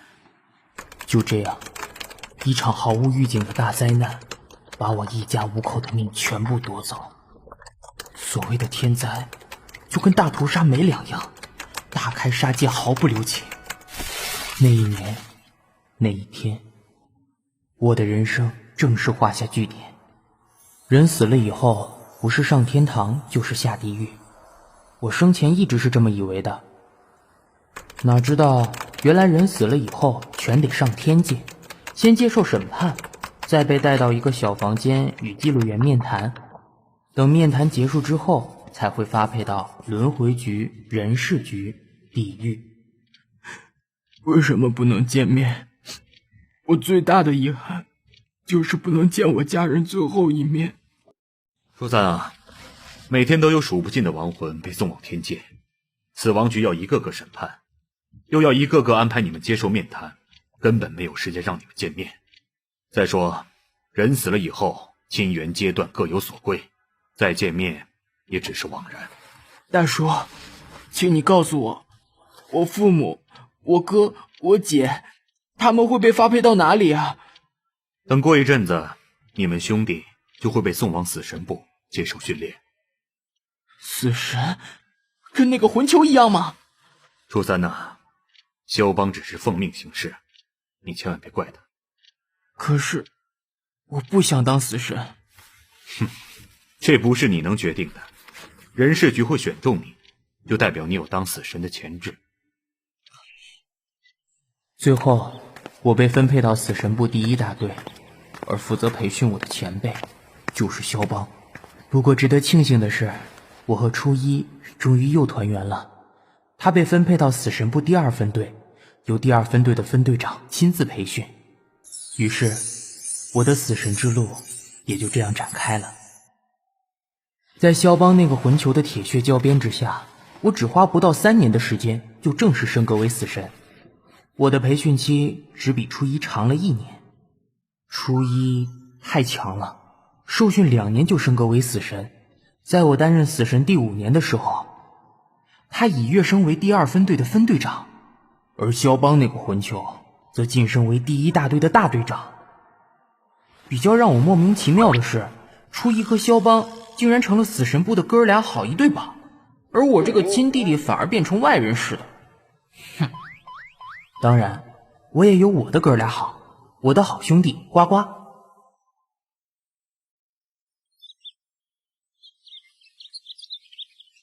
在天界任职的岁月过得非常快，一转眼10年就这么过去了。如果我还活着，差不多也30岁了吧。但我怎么都没料到，居然会有一天得亲自去接应他。我的救命恩人邹宽守。死亡面前人人平等，这是我在死神部学到的教条，但我心里一直有个反抗的声音。死亡一点都不平等，命运一点都不公平。好人受尽凄风苦雨，坏人却享尽荣华富贵。尤其在接到邹宽守即将死去的消息，我对死亡的公平性更加质疑。呱呱，我拜托你的事搞定了。邹宽守今年55岁，我偷看过他的人生档案，只能用8个字形容：人心人术济弱扶贫。这么好的医生，真可惜。像邹医生这样的好人，人世间已不多见，巴不得他活久一点呢，长命百岁，多多行医济世。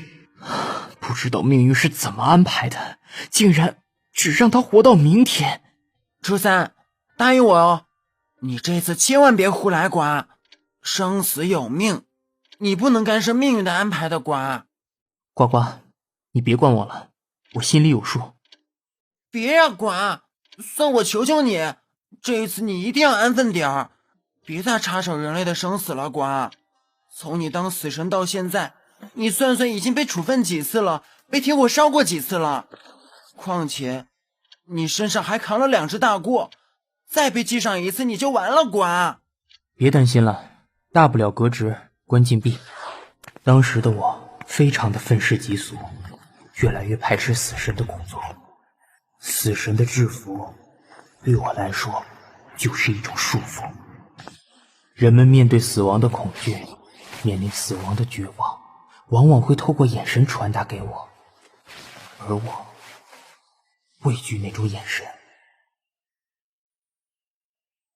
那时候满心愤恨的我，一心只想挣脱的我，其实早就失去当死神的资格了。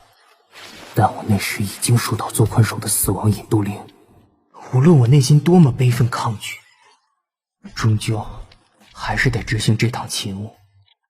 那天清早起着浓雾，我来到松南公路等着引渡他。他逃过了10年前的大地震，却逃不过10年后的死亡锁。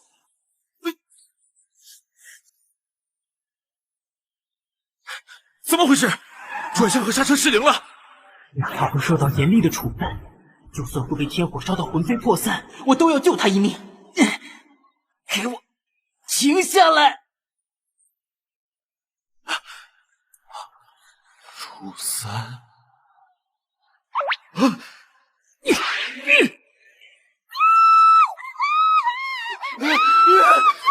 命啊！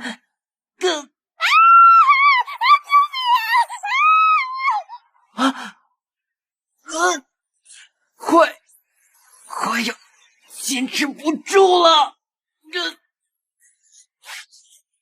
初一，小王，松南公路事件造成5人死亡，其他生还者轻重伤。我被记了1只大过，革除死神职务，褫夺死神异能，在不见天日的牢房里关了2年禁闭。初一说这是奇迹，没有一个神职员工被天火烧成这样之后还能幸存下来。但是当时的我根本不相信奇迹，固执的我为了救活邹宽守医生，却引发了蝴蝶效应，改变了几十个人的命运，造成严重不可收拾的后果。有5条人命因为我的冲动危机无辜丧命，有10几个人因为这场意外事故终身残疾。松南公路事件成了我心中永远的痛。关禁闭的那2年也关注了我的愤世嫉俗。在黑压压的牢房里，我只能不断的忏悔，为无辜丧命的死者祈祷，为终身残疾的人们祷告。但我对命运、对天理、对死亡的公平性依然充满了质疑。为什么我明明已经拼尽全力了，为什么还是无法避免伤亡的发生呢？关完2年禁闭之后，我被调到文书部担任记录员，我的好弟兄呱呱变成了培训我的前辈。一转眼我已经当了18年的记录员了。或许调到文书部对我而言才是最圆满的归属。记载过无数人的命运之后，阅览过无数人的人生档案之后，我才慢慢发现，其实命运再公平不过了。每个人都一样，生死有命，谁都没得选。于是我渐渐相信命运的安排，自有它玄妙的因果定律。天地间除了它，谁都无法参透命运的奥妙之处。尤其在担任过死亡通知的观察员之后，我对生死的感触对命运的理解又增添了更深一层的体悟。而他，邹宽守，死亡通知的最后一位人选，我已经迫不及待地想去见他了。他救过我一命，我救过他一命，我们2个人因着命运的安排，交织着彼此的生与死。如果换算人类的年龄，我今年已经50岁了，但我还是20岁的模样，而他却已是白发苍苍，垂垂老矣。邹宽守医生今年75岁了。邹医生对于那年我突然现身救过他一事，一直都放在心上，耿耿于怀，但他从未跟任何人提过这件事。遗憾的是，现在的他大概也记不住这件事了。他的脑海中有块橡皮擦，早就一点一滴地擦去了他人生的记忆。即使他已经不记得我，也不记得任何人，我还是要去见他。我要亲自去完成一个任务，一个在我任职死神期间没有好好完成的任务。他的倒数7天，直到他的最后一天，我都会陪着他。如果有机会，我要亲口向他道谢，亲口向他道别，然后在他离世的那一天，亲自将他送往天界。再度回到我的家乡，老实说，我内心真是百感交集。阔别30年，家乡的山河依旧美丽如昔，无奈景物依旧，人事已非。这个风光明媚的城镇，当然也会随着时代的变迁，转变成另一种新风貌。带着错综复杂的心情，循着记忆，我找到了邹医生的家。爸，啊，春天的阳光都是骗人的，我帮你盖个毯子，别着凉了。啊，你是谁啊？爸，我是你大媳妇春荣。啊，春荣啊，你来串门啦？邹宽守的妻子已逝，整个家都是这个能干又孝顺的长媳在打理。然而现在的他早已分不清谁是谁。邹家大屋4代同堂，4代子孙通通住在一块儿，上慈下孝，和乐融融，这是非常了不起的一件事。邹家儿孙在邹宽守宅心仁厚的家训下，个个出类拔萃，正直谦卑。爸，你要不要喝杯茶？我去帮你泡杯参茶，养养气啊。啊，好哟，正渴着呢。我压抑着满心的澎湃，慢慢的，一步一步的走向他。你又是谁呀？我是初三，我来见你了。哦，初三呐，你放学啦？邹医生，来，把你的手借给我。哪一只呀？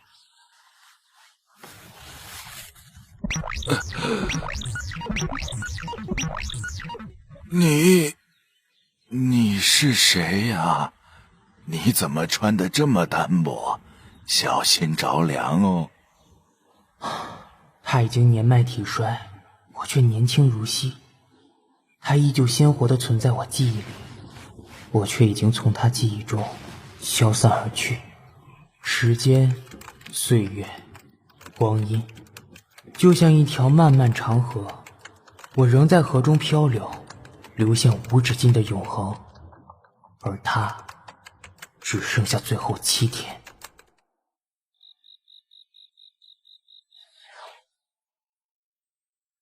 来，看这个，看这个，哟，哎呀，你这个小不点儿哪儿来的呀？你们那个谁呀？这个小胖娃是谁家的呀？啊，阿公是我家的，你先抱一下啊，我打个电话回公司。整个大家族围绕在一块儿，老老少少4代同欢。爸，今天李长伯送了好多笋子来，煮了你最爱的笋子炖排骨，你先喝碗热汤，开开胃。哎，好，好，好，真香。邹医生真是好福气，我打从心里替他感到欣慰。他这一生行医济世，古道热肠，不知道从死神手中抢回了多少人命，连我都曾经受过他的恩惠。他之所以被称为侠医，是因为他拯救的不只是医院里的病患伤者，还包括这个城镇所有贫困穷苦的人们。病患家境贫穷，付不起医药费，他就自掏腰包；伤员孤苦无依，行动不便，他就提着医药箱，骑着他的脚踏车，挨家挨户去帮他们换药。大地震过后，他整整有半年的时间没有回家睡过一场好觉，从早到晚待在医院里，诊治伤员，照顾伤员。像他这样的人，我当然舍不得他死去，人世间太需要他这种心慈仁爱的大好人了，所以当年我才不惜一切代价，宁可逆天为继，也要救他一命。我为了他背负着一个沉重的十字架，我永远都不会原谅自己。松南公路事件的悲剧是我必须承受的罪。老实说，我很庆幸，因为这7天你无需等待。你脑海中的橡皮擦总会帮你擦去一些事情，让你的每一天都像是全新的一天。到老临终，这也未尝不是一种幸福啊。爸，我扶你上床睡觉。好啊，也有点困了。爸，今晚有没有吃饱啊？有，笋子好吃。可我记得咱们家没种笋子呀。是李长伯送来的。李长伯，谁呀？爸，人家李长伯天天都来跟你请安，你看你都把人家给忘了。爸，你好好睡，我走了。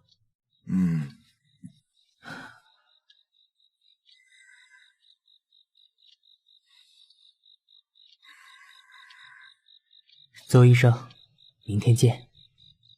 即使到了明天，你依然不记得我是谁，我还是会陪着你，走到你人生的最后1秒钟。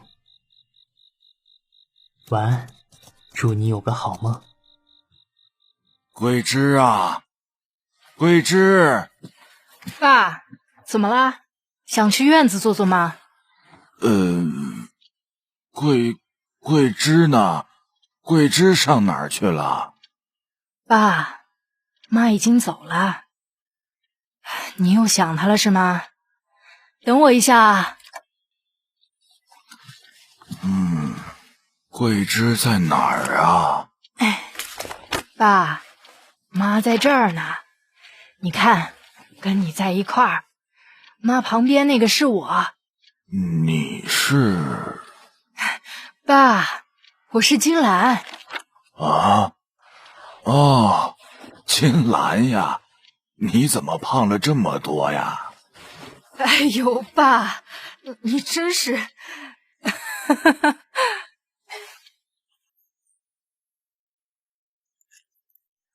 有一种遗忘叫无可奈何。桂枝是他的妻子，5年前离世，可惜现在的他脑中一片空白，尽管看着泛黄的相片，也无法怀念任何人，缅怀任何事。那年我19岁，回到医院治疗心衰竭。我出院那天下午，他硬是把我抓到大树底下，说要拍一张合照纪念我出院。我这个人就是别扭，生病前还活蹦乱跳，生龙活虎的，也喜欢拍照。自生病后就什么都不喜欢了，对任何事都觉得乏味。想不到这张照片他还保留着。邹医生，你还记得吗？还记得当年那个别扭的初3吗？怎么想起来了吗？你是谁呀？我又自作多情了。我是初三。畜生？邹医生啊，我像畜生吗？你怎么没去上学呀？邹医生，我是专程来陪你的。你怎么瘦巴巴的？饿了吗？爸，你在跟谁讲话呀？出什么的？啊？哎，爸，你居然还记得他？他是谁呀？初三啊。妈还在世的时候，我听妈说过，这孩子叫初三，是你以前的病患，跟你特别投缘。可惜大地震之后，这孩子一家5口就……妈说你伤心了好久，把这张照片当宝似的，时常拿出来看呢。邹医生，多谢你，一直把我放在心上。邹医生福泽深厚，媳妇们个个孝顺贤淑，把他伺候得无微不至。子孙们出门返家，一定到他跟前请安问候，逗他老人家笑。这几天我观察下来，真是替他倍感欣慰。难怪他妻子过世后，还很骄傲地跟他的记录员说，他什么都不牵挂，什么遗憾都没有。家里头的大小事，儿子媳妇们自会打点。他这一生嫁进邹家，幸福知足，终生无憾。家风贤德，慈孝相传，邹医生也不枉此生了。一个人活到这把岁数，不求大富大贵，但求家和万事兴。儿媳子孙孝顺，这才是一个人终老时最圆满的结局。